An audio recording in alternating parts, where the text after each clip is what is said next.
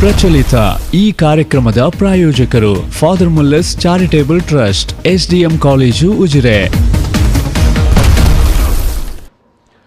ನಮಸ್ಕಾರ. V4 ವಿಶೇಷ ಕಾರ್ಯಕ್ರಮಕ್ಕೆ ಸ್ವಾಗತ. ನಾನು ತಾರನಾಥ್ ಗಟ್ಟಿ ಕಾಪಿಕಾಡ್. ಇವತ್ತಿನ ಈ ಮಾತುಕತೆಯಲ್ಲಿ ನಾವು ಹೆದ್ದಾರಿ ಇಲಾಖೆ ಅಥವಾ ಒಟ್ಟು ನಮ್ಮ ಸರ್ಕಾರ ವ್ಯವಸ್ಥೆ ಜನಸಾಮಾನ್ಯರು ದೊಡ್ಡ ಧ್ವನಿಯಲ್ಲಿ ಮಾತನಾಡದಿದ್ದರೆ ಯಾವ ರೀತಿಯಾಗಿ ಜನರಿಗೆ ಮೋಸ ಮಾಡುತ್ತೆ, ಅದರಲ್ಲೂ ಕೂಡ ಕೃಷಿಕರಿಗೆ ಯಾವ ರೀತಿಯಾಗಿ ಮೋಸ ಮಾಡುತ್ತೆ ಅನ್ನೋ ವಿಚಾರವಾಗಿ ನಾವು ಇವತ್ತು ಮಾತಾಡಲಿಕ್ಕಿದ್ದೇವೆ.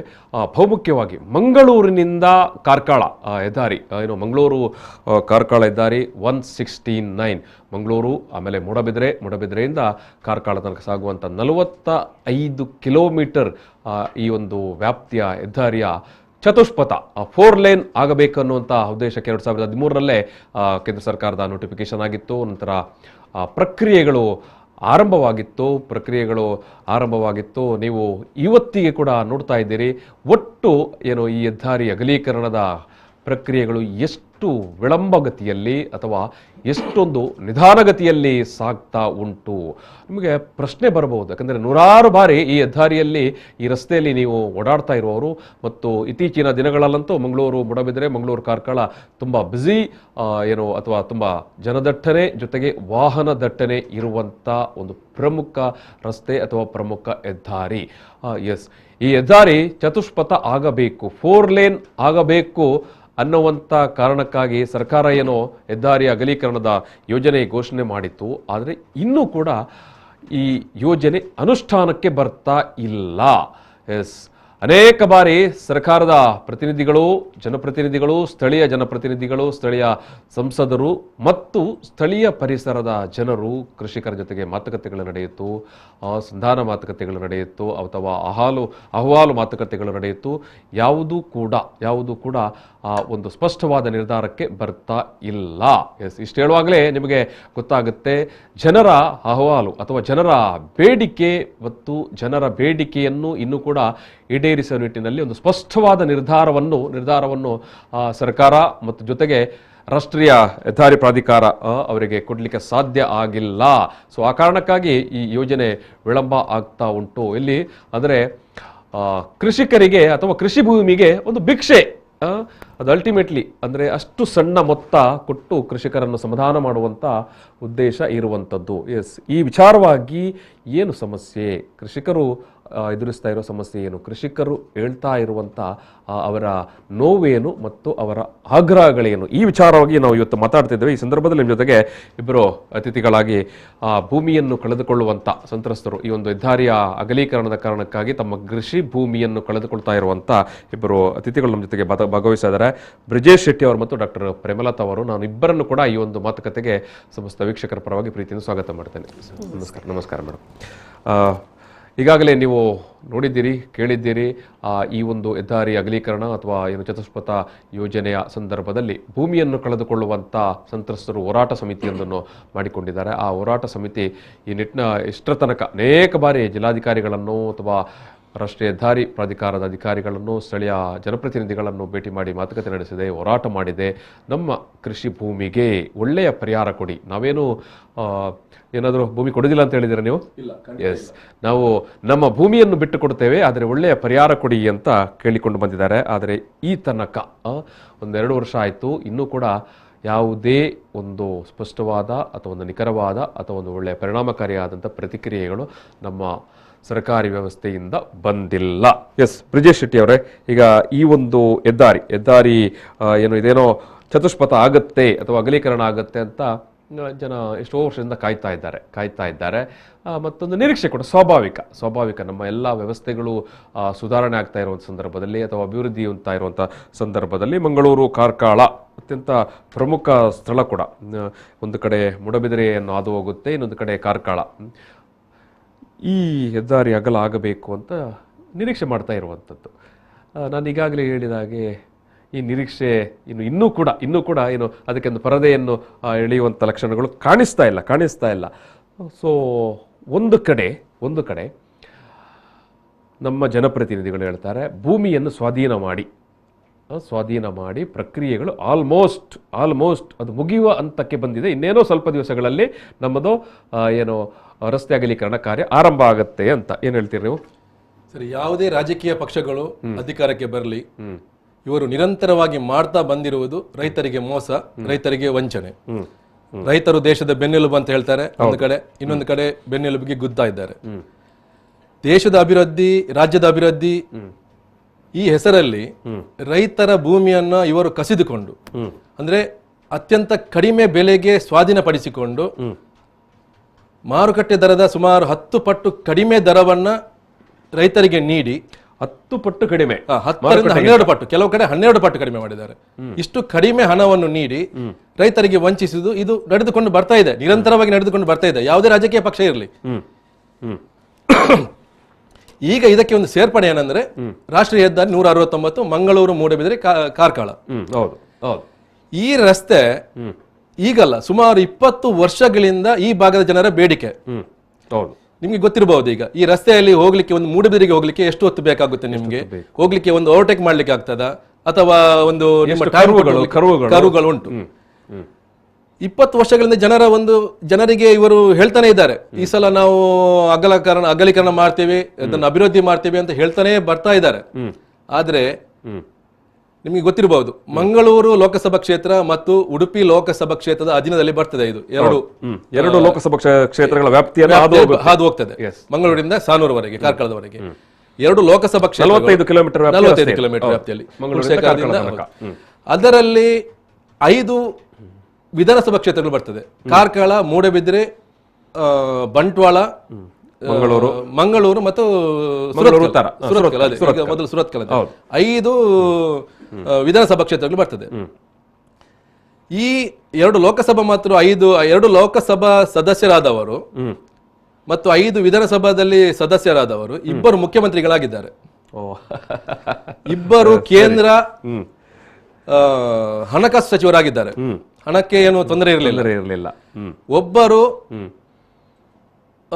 ರಸ್ತೆ ಸಾರಿಗೆ ಸಚಿವರಾಗಿದ್ದಾರೆ. ಸರಿ, ಈಗ ಪ್ರಸ್ತುತ ನಮ್ಮ ಮಂಗಳೂರು ಸಂಸದರು ರಾಜ್ಯ ಬಿಜೆಪಿ ಅಧ್ಯಕ್ಷರಾಗಿದ್ದಾರೆ. ಹೌದು. ನಮ್ಮ ಉಡುಪಿ ಸಂಸದರು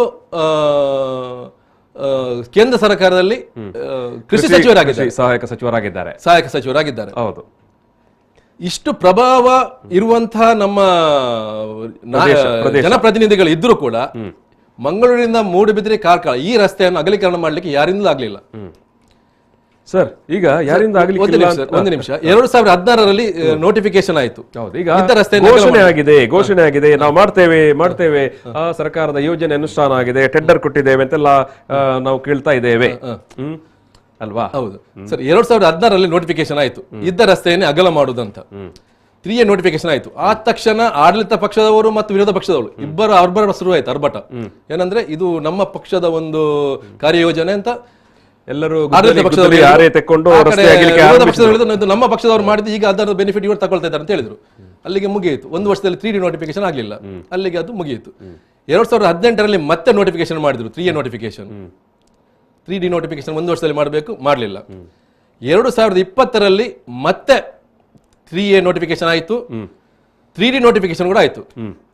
ಆದರೆ ಒಂದು ಬದಲಾವಣೆ ಮಾಡಿದ್ರು, ಇದ್ದ ರಸ್ತೆಯನ್ನು ಅಗಲ ಮಾಡೋದು ಬಿಟ್ಟು ಕೆಲವು ಪ್ರಭಾವಿಗಳ ಪ್ರಭಾವದಿಂದ, ಅವರ ಒತ್ತಡದಿಂದ ಕೆಲವು ಜಾಗವನ್ನ ಖರೀದಿಸಿ 100 ಎಕರೆ, 50 ಎಕರೆ, 100 ಎಕರೆ ಖರೀದಿಸಿ ಆ ಜಾಗದಲ್ಲಿ ಹಾದು ಹೋಗೋಗೆ ಮಾಡಿದ್ರು ಆ ರಸ್ತೆಯನ್ನ. ಒಳ್ಳೆ ಐಡಿಯಾ. ಒಂದು ಕಡೆ. ಇನ್ನೊಂದು ಕಡೆ ಕೆಲವು ಪ್ರಭಾವಿ ವ್ಯಕ್ತಿಗಳು ಅವರ ಜಾಗವನ್ನು ಬಿಟ್ಟು ಹಾದು ಹೋಗೋಗೆ ಮಾಡಿದ್ರು. ಅಂದ್ರೆ ಈಗ ಮೊದಲು ಮಾಡಿದಂತಹ ಅಲೈನ್ಮೆಂಟ್ ಅನ್ನು ಸಂಪೂರ್ಣ ಬದಲಾಯಿಸಿದ್ರು. ಆಲ್ಮೋಸ್ಟ್ ಸಂಪೂರ್ಣ ಅಲ್ಲ, ಅವರಿಗೆ ಬೇಕಾದಾಗೆ ಬದಲಾಯಿಸಿದ್ರು. ಇದರಲ್ಲಿ ಭೂ ಮಾಫಿಯಾ ದೊಡ್ಡ ಕೆಲಸ ಮಾಡ್ತಾ ಇತ್ತು. ಕೆಲವರಿಗೆ ನಮಗೆ ಪರಿಹಾರ ಸಿಗಬೇಕು, ಇದರಿಂದ ಕೆಲವರಿಗೆ ನಮ್ಮ ಭೂಮಿಯ ಪಕ್ಕ ಬರುವುದು ಬೇಡ ಅಂತ ಆ ರೀತಿ ಮಾಡಿ ರಸ್ತೆಯನ್ನು ಅಲೈನ್ಮೆಂಟ್ ಅನ್ನು ಮಾಡಿದ್ರು. ಇದರ ಜೊತೆಯಲ್ಲಿ ಕೆಲವು ಕಡೆ ಅಂದ್ರೆ ಕೃಷಿ ಭೂಮಿ ಜಾಸ್ತಿ ಹೋಗಿ ಸುಮಾರು 30% ಕೃಷಿ ಭೂಮಿ ಮತ್ತೆ ಜಾಸ್ತಿ ಹೋಗ್ಲಿಕ್ಕೆ ಆಯ್ತು. ಮೊದಲು ನಂದು ಕೃಷಿ ಭೂಮಿ ಹೋಗ್ತಾ ಇರಲಿಲ್ಲ. ಫಸ್ಟ್ ಪ್ಲಾನ್ ಗಿಂತ ನಂತರದ ಪ್ಲಾನ್ ಗೆ ಬರುವಾಗ ಅದು ಫುಲ್ ಭೂ ಮಾಫಿಯಾ, ಅಲ್ಲಿ ಭ್ರಷ್ಟಾಚಾರ ನಡೆದಿದೆ, ಭೂ ಮಾಫಿಯಾ ನಡೆದಿದೆ. ಸೊ ಹಾಗಾಗಿ ಮೊದಲ ಏನು ತೋರಿಸಿದಂತ ನೀಲನಕ್ಷೆಯಲ್ಲಿ ಇದ್ದ ಏನು ಆ ಒಂದು ರಸ್ತೆ ಹೋಗುವಂತ 2016 ಮತ್ತು 18ರಲ್ಲಿ ಆ ನೀಲನಕ್ಷೆ ಅದನ್ನು ಬದಲಾಯಿಸಿ ಆ ನೀಲನಕ್ಷೆಯಲ್ಲಿ ಕೃಷಿ ಭೂಮಿ ಕಡಿಮೆ ಇತ್ತು. ಹೌದು, ಹೋಗುವಂತದ್ದು ರಸ್ತೆಗಾಗಿ. ಈಗ ಇರುವಂತ ನೀಲನಕ್ಷೆಯಲ್ಲಿ ಕೃಷಿ ಭೂಮಿ ಜಾಸ್ತಿ ಹೋಗುತ್ತೆ. ಎಸ್ ಡಾಕ್ಟರ್ ಪ್ರೇಮಲತಾ ಅವರೇ, ನಿಮ್ಮ ಎಲ್ಲಿ ಭೂಮಿ, ಎಷ್ಟು ಭೂಮಿ, ಏನ್ ಕೇಳಿದ್ದೀರಿ, ಏನ್ ಕೊಡ್ತೇನೆ ಅಂತ ಹೇಳಿದ್ದಾರೆ ಅಥವಾ ಏನ್ ಕೊಡುದಿಲ್ಲ ಅಂತ ಹೇಳಿದಾರ, ಪರಿಹಾರದ ಬಗ್ಗೆ ಏನ್ ಹೇಳಿದ್ದಾರೆ? ನಮ್ದು ಬೆಳುವಾಯಿಯಲ್ಲಿ ನಮ್ದೊಂದು ಅರ್ಧ ಎಕರೆ ಹೋಗ್ತದೆ. ಅರ್ಧ ಎಕರೆ ಹೋಗುತ್ತೆ. ಹೌದು. ಅದರಲ್ಲಿ ಆಕ್ಚುಲಿ ನಮ್ದೊಂದು ಸ್ವಲ್ಪ ಕನ್ವರ್ಟೆಡ್ ಇದೆ, ಸ್ವಲ್ಪ ಜಾಸ್ತಿ ಕನ್ವರ್ಟ್ ಆಗಿರದ್ದು. ಕನ್ವರ್ಟ್ ಆಗಿರುವುದಕ್ಕೆ ಅವರಿಗೆ 3,60,000 ಕೊಡ್ತಿದ್ದಾರೆ ಪರ್ಸೆಂಟ್ಸ್. ಅದು ಕರೆಕ್ಟ್ ಮಾರ್ಕೆಟ್ ವ್ಯಾಲ್ಯೂ. ಬಟ್ ಅದರ ಬದಿಯಲ್ಲಿ ಇರುವ ಸೇಮ್ ಲ್ಯಾಂಡ್ಸ್ಕೇಪ್, ಕನ್ವರ್ಟ್ ಅಂತ ಹೇಳಿದ್ರೆ ಕನ್ವರ್ಷನ್ ಅಂತ ಹೇಳುವಂತದ್ದು ಮೇಡಮ್. ನಮ್ಮಲ್ಲಿ ಭೂಮಿಯನ್ನು ಪರಿವರ್ತನೆ ಮಾಡುವಂತದ್ದು ಅಂತ ಇದೆ. ಭೂಮಿಯಲ್ಲಿ ಏನೋ ಒಂದು ವಾಣಿಜ್ಯ ಕಟ್ಟಡ ಕಟ್ಟುವುದೋ ಅಥವಾ ಮನೆ ಕಟ್ಟುವುದೋ ಆಗಿದ್ದ ಸಂದರ್ಭದಲ್ಲಿ ಹೌದು, ನಮ್ಗೆ ಒಂದು ಸ್ಟ್ರಕ್ಚರ್ ಕಟ್ಲಿಕ್ಕೆ ಇತ್ತಂತ ನಾವು ಅದು ರೀಜಿಯನ್ ಕನ್ವರ್ಟ್ ಮಾಡಿಸಿದ್ದೇವೆ. ಅದರ ಬದಿಯಲ್ಲೇ ಇರುವುದು ಸೇಮ್ ಲ್ಯಾಂಡ್ಸ್ಕೇಪ್, ಡ್ರೈ ಲ್ಯಾಂಡೇ. ಅದಕ್ಕೆ 35,000 ಪರ್ಸೆಂಟ್ಗೆ. ಎಸ್, ಏನೂ ಡಿಫ್ರೆನ್ಸ್ ಇಲ್ಲ. ನೀವು ನೋಡಿದ್ರೆ ನಿಮ್ಗೆ ಎಂತ ಒಂದೇ ಭೂಮಿಯ ಪಾಲು, ಅದೇ ಭೂಮಿಯ ಪಾಲು, ಒಂದೇ ನಕ್ಷೆಯಲ್ಲಿ ಬರುವಂತದ್ದು. ನೀವು ಅದಕ್ಕೆ ನೀವು ಕನ್ವರ್ಷನ್ ಮಾಡಿಕೊಂಡಿದ್ದೀರಿ ಅನ್ನೋ ಕಾರಣಕ್ಕಾಗಿ ಅದರ ರೇಟ್ ವ್ಯಾಲ್ಯೂ ಜಾಸ್ತಿ. ಕನ್ವರ್ಷನ್ ಇದನ್ನು ಮಾಡಿಲ್ಲ ಅನ್ನೋ ಕಾರಣಕ್ಕಾಗಿ ಬರೀ 35,000 ರೂಪಾಯಿ. ಕನ್ವರ್ಷನ್ ನಾವು ಮಾಡಿಸಿದ್ದು ಆಗ ಆ ಟೈಮ್ ನಲ್ಲಿ 400 ರೂಪಾಯಿ ಕೊಟ್ಟು ಒಂದು ಸೆಂಟ್ಸ್ಗೆ. ಸೊ 400 ರೂಪಾಯಿ ಕೊಟ್ಟದ್ರಿಂದಾಗಿ 3,30,000 ಜಾಸ್ತಿ ಆಯ್ತು ರೇಟ್. ಅವತ್ತು ನೀವು ಕನ್ವರ್ಷನ್ ಮಾಡಿದ ಕಾರಣಕ್ಕಾಗಿ ಅದನ್ನು ಅದು ಕನ್ವರ್ಟೆಡ್ ಅಂತ ಅದೇನೋ ವಿಶೇಷ ಬೆಲೆ ಇರುವಂತ ಭೂಮಿ ಅಂತ ಇವರು ತೀರ್ಮಾನ ಮಾಡಿಕೊಂಡಿದ್ದಾರೆ. ನೀವು ಕನ್ವರ್ಷನ್ ಮಾಡದೇ ಇರುವಂತ ನಿಮ್ಮ ಅಷ್ಟು ಭೂಮಿಗೂ ಕೇವಲ 35,000 ರೂಪಾಯಿ ಅಷ್ಟು ತಕೊಂಡು ನೀವು ನಿಮ್ಮ ಕೃಷಿ ಭೂಮಿಯನ್ನು ಕೊಟ್ಟು ಬಿಡ್ಬೇಕು ನಾವು ಅವರಿಗೆ. ನಾವು ಅವ್ರ ಹತ್ರ ಕೇಳಿದ್ರೆ ನಿಮ್ಮ ಕೃಷಿ ಭೂಮಿ ಹೆದ್ದಾರಿಯ ಬದಿಯಲ್ಲಿ ಹಾದು ಹೋಗುತ್ತೆ. ಸೊ ಆ ಭೂಮಿಗೆ ಬೆಲೆ ಅಷ್ಟು 35,000 ರೂಪಾಯಿ. ಹೌದು. ಎಸ್, ನಾನು ಒಂದು ನಿಮಿಷ ಈ ಒಂದು ವಿಚಾರಕ್ಕೆ ಬರುವಾಗ ನಾವು ಕೇರಳದ ಒಂದು ಮಾಡೆಲ್ ನಮಗೆ ಅತ್ಯಂತ ಸನಿಹದಲ್ಲಿ, ಕಾಸರಗೋಡು ಮಂಗಳೂರು ಅತ್ಯಂತ ಸನಿಹದಲ್ಲಿ, ಮತ್ತೆ ಪ್ರತಿನಿತ್ಯ ನಾವು ಓಡಾಡ್ತಾ ಇರುವಂತ ಈ ಕಡೆಯಿಂದ ಆ ಕಡೆಯಿಂದ ಜನ ಓಡಾಡ್ತಾ ಇರುವಂತ ಪ್ರದೇಶ. ತಲಪಾಡಿಯಿಂದ ಕಾಸರಗೋಡು ಈಗ ಹೆದ್ದಾರಿ ಅಗಲೀಕರಣ ಆಗ್ತಾ ಉಂಟು. ಅಲ್ಲಿ ಯಾವ ರೀತಿಯ ಕನ್ವರ್ಷನ್ ಏನು ಕಂಪನ್ಸೇಷನ್ ಯಾವ ರೀತಿ ಕೊಟ್ಟಿದ್ದಾರೆ ಮತ್ತು ಯಾವ ಕಾರಣಕ್ಕಾಗಿ ಅದನ್ನು ಏರಿಕೆ ಮಾಡಿದ್ರು ಅನ್ನೋದನ್ನು ನಾವು ವಿಚಾರಿಸೋಣ. ಎಸ್, ನಮ್ಮ ಜೊತೆಗೆ ಕಾಸರಗೋಡಿನಿಂದ KR ಜಯಾನಂದ ಅವರು CPM ಪಕ್ಷದ ಹಿರಿಯ ಮುಖಂಡರು, ಕಾಸರಗೋಡು ಜಿಲ್ಲೆಯಿಂದ. ಸರ್ ನಮಸ್ಕಾರ. ಎಸ್, ನಾವು ನಮ್ಮ ಮಂಗಳೂರು ಮೂಡಬಿದ್ರೆ ಮಂಗಳೂರು ಕಾರ್ಕಳ ರಸ್ತೆ ಅಗಲೀಕರಣದ ಕಥೆಯನ್ನು ಮಾತಾಡ್ತಾ ಇದ್ದೇವೆ ಸರ್. ನೀವು ಸ್ವಲ್ಪ ಕೇಳಿಕೊಂಡಿರ್ಬೋದು. ಭೂಮಿ ಸಂತ್ರಸ್ತರೇ ಡಾಕ್ಟರ್ ಪ್ರೇಮಲತಾ ಅವರು ಮತ್ತು ಬ್ರಿಜೇಶ್ ಅವರು ನಮ್ಮ ಜೊತೆಗೆ ಇದ್ದಾರೆ. ಅವರ ಭೂಮಿ ಹೆದ್ದಾರಿಗೆ ಈಗ ಹೋಗುತ್ತೆ. ಕೇವಲ 35,000 ರೂಪಾಯಿ ಅವರಿಗೆ ಕೃಷಿ ಭೂಮಿಗೆ ಪರಿಹಾರ ಕೊಡುವಂಥದ್ದು.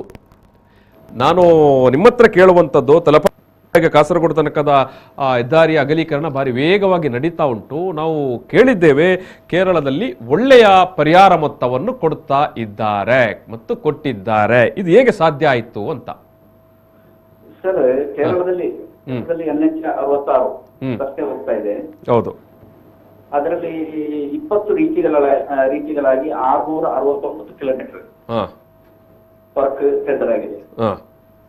ಅದರಲ್ಲಿ ತಲಪಾಡಿ ಟು ಕಾಸರಗೋಡು ಚೆಂಗಲ್ ಅಂತೇಳಿ ಒಂದು ರೀತಿ 33 ಕಿಲೋಮೀಟರ್. ಓಕೆ. ಈಗ ಕೇರಳದಲ್ಲಿ ಟೋಟಲ್ ನ್ಯಾಷನಲ್ ಹೈವೇ 22,000 ಕೋಟಿ ರೂಪಾಯಿ ಖರ್ಚು ಮಾಡ್ತಾರೆ. ಎಷ್ಟು ಸರ್?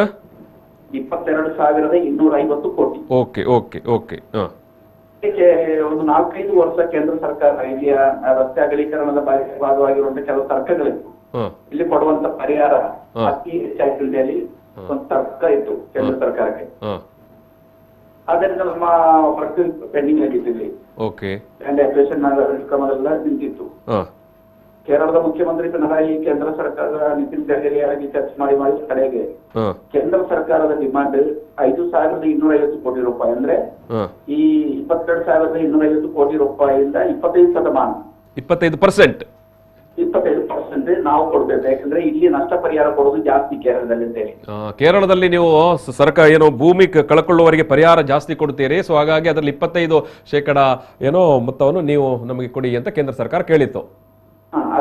ಇದರಲ್ಲಿ ಕೇಂದ್ರ ಸರ್ಕಾರ 5,250 ಕೋಟಿ ರೂಪಾಯಿ ಕೇಂದ್ರ ಸರ್ಕಾರಕ್ಕೆ ಡಿಪಾಸಿಟ್ ಮಾಡಿದ ನಂತರ ಇಲ್ಲಿ ವರ್ಕ್ ಪ್ರಾರಂಭ ಆಗುತ್ತೆ ಟೆಂಡರ್.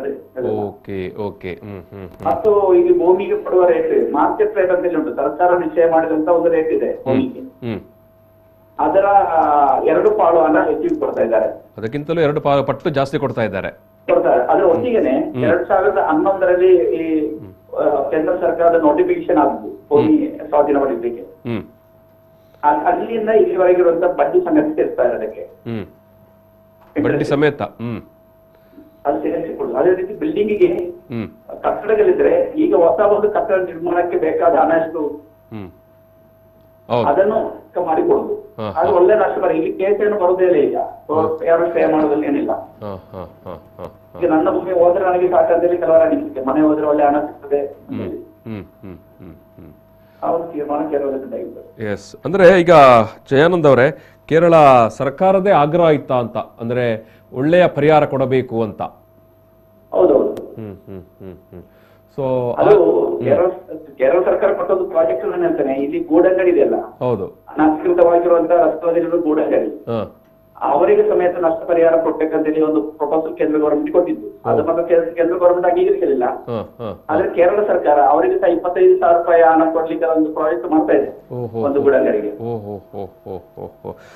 ಏನೇ ನೀವು ಕೇಂದ್ರಕ್ಕೆ ಅಥವಾ ಏನು ಡೆಪಾಸಿಟ್ ಮಾಡಿದ ಕಾರಣದಿಂದಾಗಿ ಕೇರಳ ಸರ್ಕಾರ ಏನು 5,250 ಕೋಟಿ ಬಹುಶಃ ಒಳ್ಳೆಯ ಒಂದು ದೊಡ್ಡ ಮೊತ್ತದ ಪರಿಹಾರವನ್ನು ಕೊಡ್ಲಿಕ್ಕೆ ಸಾಧ್ಯ ಆಯ್ತು.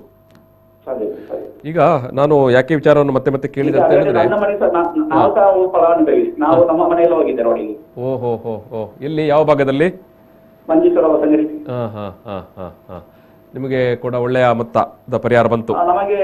ನಮಗೆ ಟೋಟಲ್ ಒಂದು 4.5 ಸೆಂಟ್ ಸ್ಥಳ ಮತ್ತು ಒಂದು ಸಣ್ಣ ಒಂದು ಮನೆ ಇತ್ತು. ಅದು ಹೋದಾಗ 29 ಲಕ್ಷ ರೂಪಾಯಿ ಸಿಕ್ಕಿದೆ. 29 ಲಕ್ಷ ಚಿಲ್ಲರೆ. Yes yes yes. ಈಗ ನಾನು ಯಾಕೆ ನಿಮ್ಮನ್ನು ಮಾತಾಡಿಸಿದಂತ ಹೇಳಿದ್ರೆ, ನೀವು ಕೇರಳದವರು ಅದನ್ನೆಲ್ಲ ಸಾಧ್ಯ ಮಾಡಿಸಿಕೊಳ್ತೀರಿ. ನಾವು ಕರ್ನಾಟಕದವರು ನೋಡಿ, ಇಲ್ಲಿ ನೀವು ಮಾತಾಡೋದನ್ನು ಕೇಳಿದಿರಿ, 25,000 ರೂಪಾಯಿ 35,000 ರೂಪಾಯಿ ಪರಿಹಾರದ ವಿಚಾರದಲ್ಲೇ ಇದ್ದೇವೆ ಸರ್ ಇನ್ನು ಕೂಡ. ಅಂದ್ರೆ ಜನರು ಒತ್ತಾಯ ಮಾಡಿದರೆ, ಜನರ ಪರವಾಗಿ ರಾಜ್ಯ ಸರ್ಕಾರ ನಿಂತರೆ ಖಂಡಿತ ಸಾಧ್ಯ ಇದೆ ಅಂತ ನೀವು ಹೇಳ್ತೀರಾ?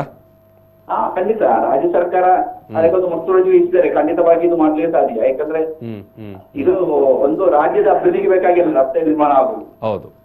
ಆ ರಸ್ತೆ ನಿರ್ಮಾಣ ಆದ್ರೆ ಎಷ್ಟೋ ಮಂದಿಗೆ ಪರೋಕ್ಷವಾಗಿ ನೇರವಾಗಿ ಉದ್ಯೋಗ ಸಿಗ್ತದೆ, ಸರ್ಕಾರಕ್ಕೆ ಲಾಭ ಆಗ್ತದೆ, ಯಾತ್ರೆ ಟ್ಯಾಕ್ಸಿನ ಭಾಗವಾಗಿ ಹಣ ಸಿಗ್ತದೆ ಸರ್ಕಾರಕ್ಕೆ, ಇದೆಲ್ಲ ಅದರ ಭಾಗವಾಗಿ ಬರುವುದಲ್ಲ. ಎಸ್ ಸರ್, ಎಸ್, ಖಂಡಿತ ನಿಮ್ಮದು ಈ ಮಾತು ನಮ್ಮ ಹೋರಾಟಗಾರರಿಗೆ ಒಂದು ಪ್ರೇರಣೆ ಆಗಲಿ ಅಂತ ನಿಮ್ಮನ್ನು ಮಾತಾಡಿಸಿದೆ ಸರ್. Thank you. ನೋಡಿ ನಾವು, ಎಸ್ ಮೇಡಮ್ ಹೇಳಿ. ಗೈಡ್ಲೈನ್ಸ್ ಪ್ರಕಾರ ಅವರೊಂದು ಈಗ ಬೆಲೆ ನಿರ್ಧರಿಸ್ತಾರೆ. ನಿರ್ಧರಿಸಿದ ನಂತರ ಅದು 2 times or 3 times ಕೊಡ್ಬೇಕು. ಯಾಕೆಂದ್ರೆ ಇಟ್ಸ್ ಫೋರ್ಸಿಬಲ್ ಎವಿಕ್ಷನ್. ನಾವಾಗಿ ಮಾರುವುದಲ್ಲ, ಅವರಾಗಿ ಹೇಳ್ಕೊಳ್ಳು, ನಮ್ಮಿಂದ ತೆಗೆದುಕೊಳ್ಳುವುದು. ಸೊ ಅವರು 2 or 3 times ಹಣ ಕೊಡ್ಬೇಕು. ಇದು 2 to 3 times ಅಲ್ಲ, ಇದ್ದದ್ದಕ್ಕಿಂತ 10 ಪಟ್ಟು ಕಡಿಮೆ ಕೊಡ್ತಿದ್ದಾರೆ. 10 ಪಟ್ಟು ಕಡಿಮೆ ಮಾಡಿ ಭೂಮಿಯನ್ನು ಸ್ವಾಧೀನ ಮಾಡೋದಂತ ಹೇಳಿದ್ರೆ ಖಂಡಿತ ಒಂದು ವೇಳೆ ಆ ಭೂಮಿ ಕೊಟ್ಟವನು ಆ ದುಡ್ಡು ತೆಕ್ಕೊಂಡು ಹೋಗಿ ಅವನಿಗೆ ಅದೇ ಊರಲ್ಲಿ ಮತ್ತೊಂದು ಸಣ್ಣ ಜಮೀನ್ ತೆಕ್ಕೊಂಡು ಮನೆ ಕಟ್ಟಬಹುದು ಸರ್? ಇಲ್ಲ ನೋಡಿ, ನಮ್ಮಲ್ಲಿ ಈಗ ನಮ್ದು ಅಟ್ಲೀಸ್ಟ್ ನಮ್ಗೆ ಹಿಂದ್ಗಡೆ ಸ್ಥಳ ಇದೆ, ನಾವು ಹೇಗಾದ್ರೂ ಮ್ಯಾನೇಜ್ ಮಾಡ್ಕೊಳ್ತೇವೆ.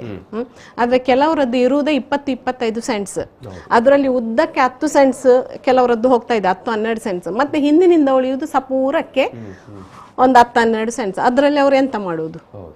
ಅಲ್ಲ, ಕೆಲವರದ್ದು ಬರೀ 10 ಸೆಂಟೇ ಇರುತ್ತೆ ಅಂತ ತಿಳ್ಕೊಳ್ಳೋಣ. ಹೌದು, ಹೋಯ್ತಲ್ಲ, ಅವಾಗ ಅವರಿಗೆ 1 ಸೆಂಟ್ಸ್ ಜಾಗ ಸಹ ಸಿಗುದಿಲ್ಲ ಅಲ್ಲಿ. ಮತ್ತೆ ಅವರು ಈ ಪರಿಹಾರದಲ್ಲಿ ಈಗ 35,000 ರೂಪಾಯಿ ಪ್ರಕಾರ ಆ ಪರಿಹಾರದಲ್ಲಿ ಅವರಿಗೆ ಒಂದು 3.5 ಲಕ್ಷ 10 ಸೆಂಟ್ ಜಾಗಕ್ಕೆ ಹೋದ್ರೆ ಆ 3.5 ಲಕ್ಷ ತೆಕ್ಕೊಂಡು ಹೋಗಿ ಬೆಳುವಾಯಲ್ಲೋ, ಮೂಡಬಿದಿರೆಯಲ್ಲೋ, ಕಾರ್ಕಳದಲ್ಲೋ ಇನ್ನೊಂದು ಜಮೀನು ತೆಕೊಳ್ಬಹುದಾ ಅಂತ ಕೇಳೋದು. ಮನೆ ಕಟ್ಟುವಷ್ಟು ಅಲ್ಲಿ ಬಿಡಿ, ಇಂಟೀರಿಯರ್ ನಲ್ಲಿ ನಾರಾವಿ ಆಚೆ ಹೋದ್ರು ಅವರಿಗೆ ಸಿಗ್ಲಿಕ್ಕಿಲ್ಲ.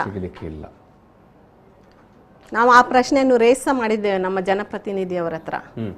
ಆದರೆ ಅವರು ನಮ್ಮದು March 13th 2021 ಮೀಟಿಂಗ್ ಆಯಿತು. ಆ ಮೀಟಿಂಗ್ನಲ್ಲಿ ನಾವೆಲ್ಲ ಇಶ್ಯೂಸ್ ಹೇಳಿದೆವು. ನೋಡಿ, ನೀವು ಹೀಗೀಗೆಲ್ಲ ತಪ್ಪು ಮಾಡ್ತಿದ್ದೀರಿ, ಕನ್ವರ್ಷನ್ ನಾನ್ ಕನ್ವರ್ಷನ್ ಅಂತ ನೀವು ಹಾಗೆ ತಾರತಮ್ಯ ಮಾಡೋ ಆಗಿಲ್ಲ. ಯಾಕೆಂದರೆ ನೀವು ನಮಗೆ ಹೇಳ್ತೀರಿ ಅಗ್ರಿಕಲ್ಚರ್ ಇಸ್ ನಮ್ಮ ಬೆನ್ನ ಎಲುಬು ಅಂತ, ಕೃಷಿಕರೇ ನಮ್ಮ ಬೆನ್ನೆಲುಬು ಅಂತ ನಾವು ಹೇಳ್ತೇವೆ, ಪ್ರತಿದಿನನೂ ಹೇಳ್ತೇವೆ. ನೀವು ಕನ್ವರ್ಷನ್ ಯಾತಕ್ಕೆ ಮಾಡಿಸ್ಲಿಲ್ಲ ಅಂತ ಪ್ರಶ್ನಿಸಿದ್ರು ನಮ್ಮ ಜನಪ್ರತಿನಿಧಿ. ಅದಕ್ಕೆ ನೀವು ನಿಮ್ಮ ಕೃಷಿ ಭೂಮಿಯನ್ನು ಯಾಕೆ ಕನ್ವರ್ಷನ್ ಮಾಡಿಲ್ಲ ಅಂತ ನಮ್ಮ ಜನಪ್ರತಿನಿಧಿಗಳು ಆ ಅಹವಾಲು ಹೇಳಿಕೊಂಡು ಬಂದವರು ಕೇಳ್ತಾರೆ.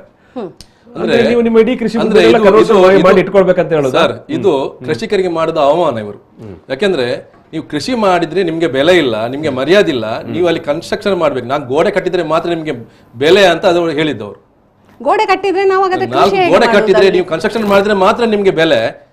ಗೋಡೆ ಕಟ್ಟಿದ್ರೆ ಬಿಲ್ಡಿಂಗ್ ಕಟ್ಟಿದ್ರೆ ಅಲ್ಲಿ ಕೃಷಿ ಹೇಗೆ ಮಾಡೋದು? ಇಲ್ಲಾಂದ್ರೆ ನಮ್ದು 10-15 ಎಕರೆ ಜಾಗ ಇರುವಾಗ ನಾವು ಅದನ್ನ ಕನ್ವರ್ಷನ್ ಮಾಡ್ಬೇಕು. 10-15 ಎಕರೆ ಕೃಷಿ ಮಾಡಿ ಇಟ್ಕೊಂಡು ಮತ್ತೆ ನೋಡಿ ಇನ್ನೊಂದು ಇಶ್ಯೂ ಇದೆ, ಯಾಕೆ ಕನ್ವರ್ಷನ್ ಮಾಡಬೇಕು? ಅಷ್ಟು ಜ್ಞಾನ ಇರ್ಬೇಕಲ್ಲ ಅವರಿಗೆ, ನಮ್ಮ ಜನಪ್ರತಿನಿಧಿಗಳಿಗೆ ಅಷ್ಟು ಜ್ಞಾನ ಇರ್ಬೇಕಲ್ವಾ? ಅಂದ್ರೆ ಕನ್ವರ್ಷನ್ ಯಾಕೆ ಮಾಡೋದು, ಕೃಷಿ ಯಾಕೆ ಮಾಡೋದು ಅಂತ ಅವ್ರಿಗೆ ಗೊತ್ತಿಲ್ಲ. ಇವ್ರು ಹೇಳೋದು ಮಾತ್ರ ನಾವು ಕೃಷಿಕರ ಪರವಾಗಿದ್ದೇವೆ ಅಂತ ಹೇಳೋದು ಮಾತ್ರ. ಸರ್ 2013 ಲೋಕಸಭೆಯಲ್ಲಿ ಮತ್ತು ರಾಜ್ಯಸಭೆಯಲ್ಲಿ ಒಂದು ಬಿಲ್ ಪಾಸ್ ಆಗಿತ್ತು, the right to fair compensation and transparency in land acquisition, rehabilitation, resettlement act 2013 ಅಂತ. ಇದರ ಪ್ರಕಾರ ಸ್ವಾಧೀನದ ಬಗ್ಗೆ ಪಾರದರ್ಶಕವಾಗಿರ್ಬೇಕಂತ. ಇಲ್ಲಿ ಪಾರದರ್ಶಕ ಅನ್ನುವಂಥದ್ದು ಇಲ್ವೇ ಇಲ್ಲ. ಇದು ಯಾರು ನಮ್ಮ ರಾಷ್ಟ್ರೀಯ ಹೆದ್ದಾರಿ ಇಲಾಖೆ ಆಗಲಿ, ಈಗ ಏನು ಸ್ಪೆಷಲ್ ಲ್ಯಾಂಡ್ ಎಕ್ವಿಸಿಷನ್ ಆಫೀಸರ್ ಇದ್ದಾರೆ ನೋಡಿ, ಇದು ಯಾರು ಪಾರದರ್ಶಕತೆ ಎನ್ನುವುದೇ ಇಲ್ಲ. ಇದು ಸಂಪೂರ್ಣವಾಗಿ ಭ್ರಷ್ಟಾಚಾರದಲ್ಲಿ ಮುಳುಗಿದ್ದಾರೆ. ಇನ್ನು ನಾನು ತೆಗಿತಾ ಇದ್ದೇನೆ, ನಮ್ಗೆ ಕೆಲವು ಪ್ರೂಫ್ ಸಿಕ್ಕಿದೆ. ಭ್ರಷ್ಟಾಚಾರ ಅಲ್ಲ, ಅದು ನಾನು ಇನ್ನು ಕೆಲವು ಬರ್ಲಿಕ್ಕೆ ಇದೆ. ಭ್ರಷ್ಟಾಚಾರ ಆಗ್ತಾ ಉಂಟು ನೋಡಿ. ಮೇಲ್ನೋಟಕ್ಕೆ ನಾನು ಮೇಲೆ ಹೇಳ್ತೀನಿ, ಯಾಕಂದ್ರೆ ಅದು ನನಗೆ ಇನ್ನು ಪ್ರೂಫ್ ಸಿಗ್ಲಿಕ್ಕೆ ಇದೆ. ಅದು ಸಿಕ್ಕಿದ ಮೇಲೆ ನಾವು ಅದನ್ನು ಮತ್ತೆ ಹೇಳ್ತೀವಿ. ಅದನ್ನು ಮಂಗಳೂರಿನಿಂದ ಮೂಡಬಿದ್ರೆವರೆಗೆ ರಾಷ್ಟ್ರೀಯ ಹೆದ್ದಾರಿ ಅಂತ ಹೇಳ್ಕೊಂಡು, ಮಂಗಳೂರು ಮೂಡಬಿದ್ರೆ ಕಾರ್ಕಳ ರಾಷ್ಟ್ರೀಯ ಹೆದ್ದಾರಿ ಅಂತ ಹೇಳ್ಕೊಂಡು ಅದರ ಅಕ್ಕಪಕ್ಕದ ಜಮೀನಿಗೆ ಕನ್ವರ್ಷನ್ ಮಾಡ್ಲಿಕ್ಕೆ ಪರ್ಮಿಷನ್ ಕೊಡ್ತಾ ಇರಲಿಲ್ಲ. 20 ವರ್ಷದಿಂದ ಕೊಡ್ತಾ ಇರಲಿಲ್ಲ. ಒಂದು ಮನೆ ಕಟ್ಟಲಿಕ್ಕೆ ಇಲ್ಲ, ಒಂದು ಬಿಲ್ಡಿಂಗ್ ಕಟ್ಟಲಿಕ್ಕೆ ಇಲ್ಲ, ಪಕ್ಕದ ಜಾಗಕ್ಕೆ ಕನ್ವರ್ಷನ್ ಮಾಡ್ಲಿಕ್ಕೆ ಕೊಡ್ತಾ ಇರಲಿಲ್ಲ. ನಮ್ಮ MP ಅವರು ನಾಳೆ ಎನಿ ಟೈಮ್ ಈ ಜಾಗ ಸ್ವಾಧೀನ ಆಗ್ತದೆ ಅಂತ ಹಾಗಾಗಿ ನೀವು ಮಾಡಬೇಡಿ ಅಂತ. 2016 3A ನೋಟಿಫಿಕೇಶನ್ ಆಯ್ತು, ಅದು ಆಗ್ಲಿಲ್ಲ. ಆಮೇಲೆ 18 ಆಯ್ತು, 20 ಆಯ್ತು. ಈ ಮಧ್ಯದಲ್ಲಿ ಹಲವಾರು ಜನ ಕನ್ವರ್ಷನ್ ಮಾಡ್ಕೊಂಡಿದ್ದಾರೆ. ಹೇಗೆ ಮಾಡಿದ್ದಾರೆ ಅದನ್ನ? ಹೇಗೆ ಮಾಡಿದ್ದಾರೆ ಇದರ ಬಗ್ಗೆ ಸರ್ ಇದರ ಬಗ್ಗೆ ಮಾಹಿತಿ ಹಾಕಲ್ಲಿ ಅಲ್ಲ, ಸಾಮಾನ್ಯರಿಗೆ ಕಷ್ಟ ಆಯ್ತು ಮಾಡಿಸಿಕೊಳ್ಳಿಕ್ಕೆ, ಜನಸಾಮಾನ್ಯರಿಗೆ ಮಾಡ್ಲಿಕ್ಕೆ ಆಗ್ಲಿಲ್ಲ. ನಾನು ಮಾಹಿತಿ ಹಾಕಲ್ಲಿ ಕೇಳಿದೆ, ಮಾಡ್ತಿರ್ಲಿಲ್ಲ ಅವ್ರು, ಆಗುದಿಲ್ಲ ನಿಮ್ದು NH ಬದಿಯಲ್ಲೇ ಅಕ್ಸೆಪ್ಟ್ ಮಾಡ್ತಿರ್ಲಿಲ್ಲ, ನಮ್ಮ ಅಕ್ಸೆಪ್ಟ್ ಮಾಡ್ತಾ ಇರ್ಲಿಲ್ಲ. ಇದು ಈಗ ಏನು ಸ್ಪೆಷಲ್ ಲ್ಯಾಂಡ್ ಎಕ್ವಿಸಿಷನ್ ರಾಷ್ಟ್ರೀಯ ಹೆದ್ದಾರಿ ಇಲಾಖೆ ಅವರ ಕೈವಾಡದಲ್ಲಿ ಆಗುದು, ಅವರಿಂದಲೇ ಇದು ಆಗ್ತಾ ಇರೋದು.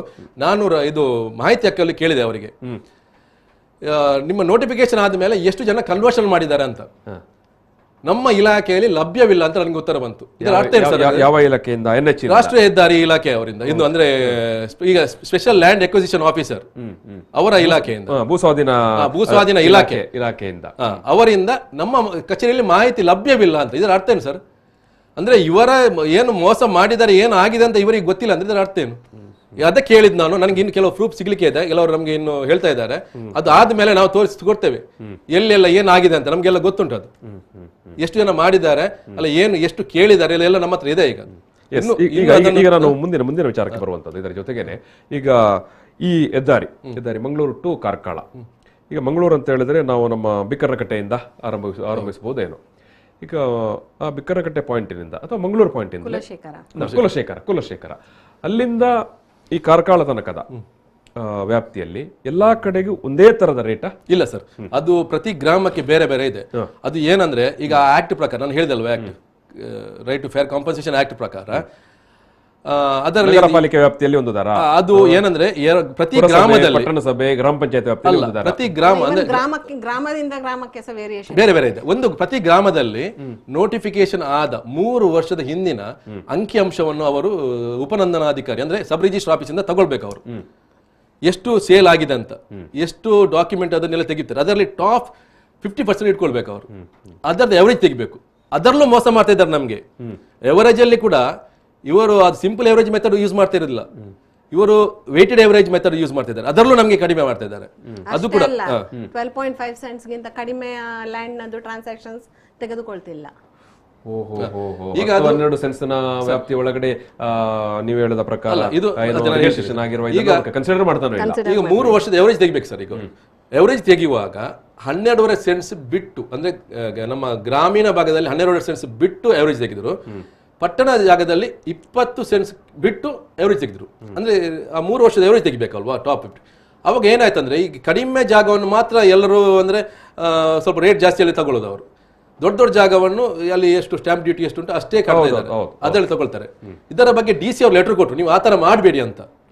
ಈಗಿನ ನಮ್ಮ DC ಇದ್ದಾರೆ KV ರಾಜೇಂದ್ರ ಅವರು ಲೆಟರ್ ಕೊಟ್ಟರು, ನೀವು ಅನ್ಯಾಯವಾಗ್ತದೆ ಅಂತ. ಈ ವಿಚಾರವನ್ನು ನೀವು DC ಅವರಿಗೆ ಮನವಿ ಮಾಡಿದ್ದೇವೆ. ಅವರು ಲೆಟರ್ ಕೊಟ್ಟಿದ್ದಾರೆ, ಅದನ್ನು ಕೂಡ ಅವರು ಲೆಕ್ಕಕ್ಕೆ ತಗೊಳ್ಳಿಲ್ಲ ರಾಷ್ಟ್ರೀಯ ಹೆದ್ದಾರಿ ಇಲಾಖೆಯವರು. ನೀವು ಜಿಲ್ಲಾಡಳಿತಕ್ಕೆ ಮನವಿ ಕೊಟ್ಟಿದ್ದೀರಿ, ಈ ರೀತಿಯ ಒಂದು ಏನು ಅವರೇಜ್ ಜಿಲ್ಲಾ ಆಡಳಿತಕ್ಕೆ ಕೊಟ್ಟಿದ್ದೇವೆ ಅಂತ, MP ಅವರಿಗೆ ಕೊಟ್ಟಿದ್ದೇವೆ, MLA ನವರಿಗೆ ಕೊಟ್ಟಿದ್ದೇವೆ, ಎಲ್ಲರಿಗೂ ಕೊಟ್ಟಿದ್ದೇವೆ. ಆದ್ರೆ ಏನು ಪರಿಹಾರದ ವಿಚಾರದಲ್ಲಿ ಪರಿಹಾರವನ್ನು ಏರಿಕೆ ಮಾಡುವ ನಿಟ್ಟಿನಲ್ಲಿ ಏನಾಗಿಲ್ಲ. ನೋಡಿ, ನಿಮ್ಗೆ ಗೊತ್ತಿರಬಹುದು, ಈಗ ಒಂದು 2 ತಿಂಗಳ ಮೊದಲು ರಾಷ್ಟ್ರೀಯ ಹೆದ್ದಾರಿ ಇಲಾಖೆಯ RO ಇಲ್ಲಿದ್ದು ನಮ್ಮ RO ಮತ್ತೆ ಈಗ ನಮ್ದು ದಿಲೀಪ್ ಬಿಲ್ಡ್ಕಾನ್ ಅಂತ ಈಗ ನಮ್ಗೆ ಕಾಂಟ್ರಾಕ್ಟ್ ಟೆಂಡರ್ ತಗೊಂಡವರು ಅವರ 4 ಜನ ಮತ್ತೆ RO ಇವರನ್ನು CBI ಅರೆಸ್ಟ್ ಮಾಡಿದ್ದಾರೆ. 1-2 ತಿಂಗಳ ಮೊದಲು ಭ್ರಷ್ಟಾಚಾರಕ್ಕೆ 5 ಕೋಟಿ ದುಡ್ಡು ತಗೊಳ್ಳುವಾಗ. ಯಾರಿಂದ ಯಾರು ದುಡ್ಡು ತಗೊಂಡ್ರು? ದಿಲೀಪ್ ಬಿಲ್ಡ್ಕಾನ್. ಈಗ ನಮ್ದು ಕಾಂಟ್ರಾಕ್ಟ್ ತಗೊಂಡಿದ್ದು ಅವರೇ, ಕಾಂಟ್ರಾಕ್ಟ್ ತಗೊಂಡಿರುವಂತ ಕಂಪನಿ ಈ ಒಂದು ಮಂಗಳೂರಿನಿಂದ ಕಾರ್ಕಳ ಹೆದ್ದಾರಿಯನ್ನು ಅಗಲೀಕರಣ ಮಾಡುವಂತ ಕಂಪನಿ, ಮಧ್ಯಪ್ರದೇಶದ ಕಂಪನಿ. ಅವರ ಕಂಪನಿಯ ಉನ್ನತ 4 ಜನ ಅಧಿಕಾರಿಗಳು ಮತ್ತು ಈಗ ನಮ್ಮ RO ಇದ್ರು ಅಲ್ವಾ, ನಮಗೆ ಕೂಡ RO ಅವರೇ. ಯಾವ ಇಲಾಖೆದವರು? ರಾಷ್ಟ್ರೀಯ ಹೆದ್ದಾರಿ ಇಲಾಖೆ ಅಧಿಕಾರಿಗಳು ಮತ್ತು ನೀವು ಹೇಳುವಂತ ಈ ಹೆದ್ದಾರಿ ಅಗಲೀಕರಣ ಮಾಡ್ಲಿಕ್ಕೆ ಗುತ್ತಿಗೆ ತಗೊಂಡ ಕಂಪನಿ CBI ಅರೆಸ್ಟ್ ಮಾಡಿದ್ದು. 5 ಕೋಟಿ ತಗೊಳ್ಳುವಾಗ ರೆಡ್ ಹ್ಯಾಂಡ್ ಆಗಿ ಹಿಡಿದಿದ್ದು. ಭ್ರಷ್ಟಾಚಾರ ಅಲ್ಲೇ ಗೊತ್ತಾಯ್ತಲ್ಲ ಎಷ್ಟು ಆಗ್ತಾ ಉಂಟು ಅಂತ. ಅಲ್ಲಿ 5 ಕೋಟಿ ರೂಪಾಯಿಯ ದುಡ್ಡಿನ ವ್ಯವಹಾರ, ಲಂಚದ ವ್ಯವಹಾರ ನಡೆಯುವಾಗ CBI ಅರೆಸ್ಟ್ ಮಾಡಿದೆ.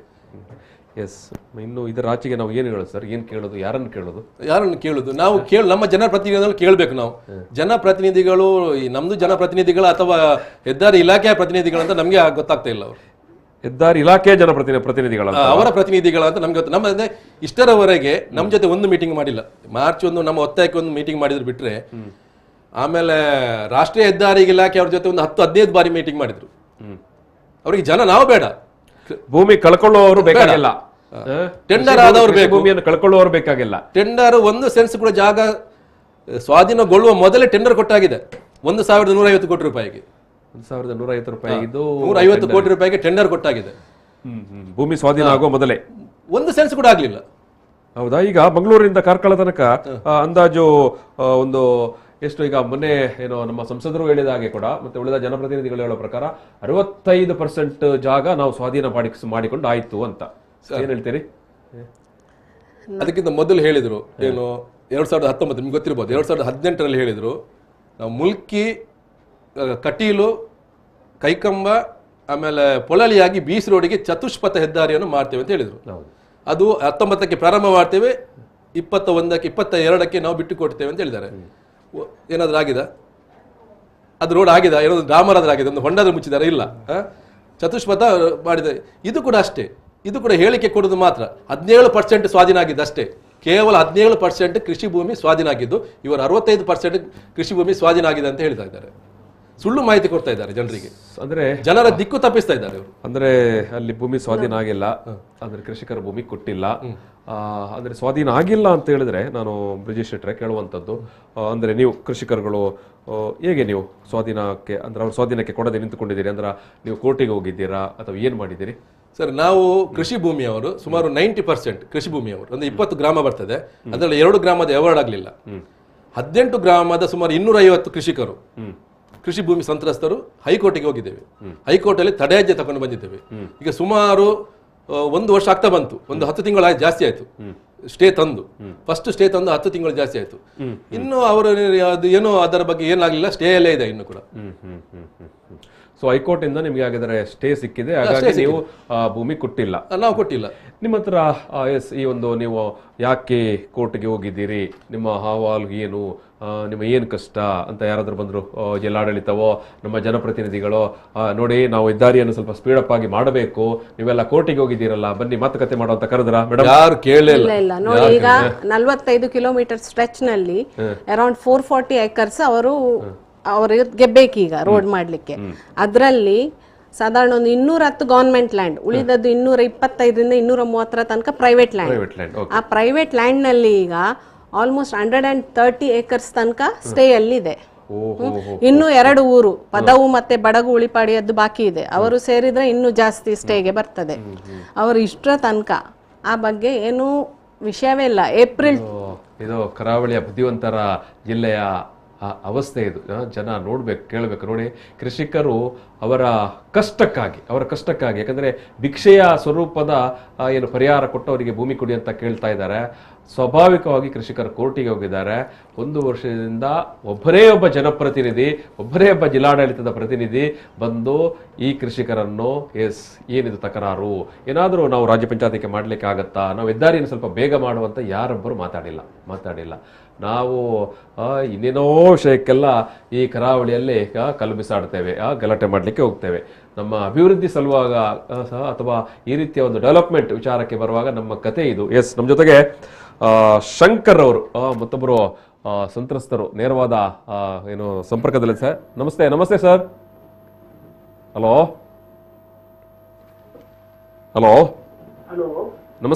ನಮಸ್ಕಾರ ಶಂಕರ್ ಅವರೇ.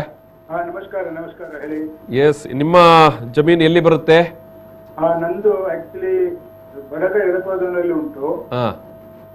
ನಾನು ಒಂದೆರಡು ಸೆಂಟರ್ ನಿಮಗೆ ಹೇಳ್ತೇನೆ. ಈ 3-4 ವರ್ಷದ ಮುಂಚೆ ಸರ್ವೆಗೆ ಬಂದಿದ್ರು. 2-3 ಸಾರಿ ಸರ್ವೆ ಮಾಡಿ ಎಲ್ಲ ಫೈನಲ್ ಮಾಡಿದ್ರು. ರೂಟ್ ರೂಟ್ ಫೈನಲ್ ಮಾಡುವಾಗ ನಂದು ಜಾಗ ಉಂಟು, 45 ಸೆಂಟ್ ಜಾಗ ಉಂಟು. ಅದು ಕೃಷಿ ಮಾಡುವಂತದ್ದು ಜಾಗ. 12 ತಿಂಗಳಲ್ಲಿ ಕೂಡ ನೀರು ಇರ್ತದೆ ಅಲ್ಲಿ. ಅದೇನು ಆಗ್ಲಿಲ್ಲ, ಅದರ ಪಕ್ಕದಲ್ಲೇ ರೋಡ್ ಹೋಗಿತ್ತು. ಆನಂತರ ಅವರಿಗೆ ಏನೋ ಒಬ್ಬರಿಗೆ ಒಂದು ಇದು ಮನಸ್ಸಾಯ್ತು. ಅವ್ರು ಎಂತ ಮಾಡಿದ್ರು ಗೊತ್ತುಂಟಾ, ಆ ರೂಟ್ ಅನ್ನು ಚೇಂಜ್ ಮಾಡಿ ಎಲ್ಲೆಲ್ಲ ಗದ್ದೆ ಉಂಟಲ್ಲ ಸಾಗುವ ಮಾಡುದು, ಅದನ್ನು ಇದು ಮಾಡಿದ್ರು. ಅದೊಂದು ವ್ಯವಸ್ಥೆ ಮಾಡಿ ಅಲ್ಲಿ ರೂಟ್ ಅವರು ಫೈನಲ್ ಮಾಡಿದ್ರು. ರೀಸನ್ ಅಂತ ಗೊತ್ತುಂಟಾ, ಮುಂಚಿದ ರೂಟಿನಲ್ಲಿ ಎಲ್ಲ ಕನ್ವರ್ಷನ್ ಆದ ಮನೆ ಉಂಟು, ಖಾಲಿ ಜಾಗ ಉಂಟು. they can't get any bribe, they can't make any money. What they decided, they went for just farm land. Farm ಲ್ಯಾಂಡಿಗೆ ನನ್ಗೆ ಮೆಸೇಜ್ ಕೊಟ್ಟರು ಅವರು. ಅದು first they were surveying, they sent me a message, why don't you convert it? Okay, if you convert it, you will get more money. Then I asked them how much conversion cost. That it was coming much more than a normal cost, almost 4 or 5 times.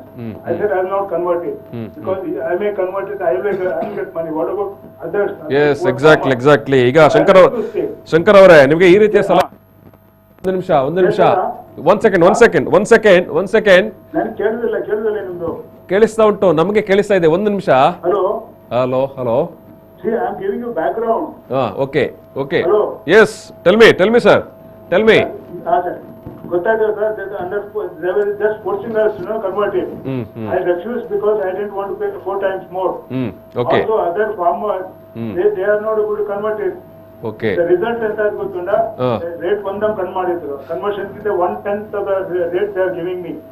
I have got about 31 cents. Hello. Yes, sir. Yes. 31 cents ಗೆ they are finalizing 3,45,000 rupees total amount. Now, see, there are 2 issues. Just understand.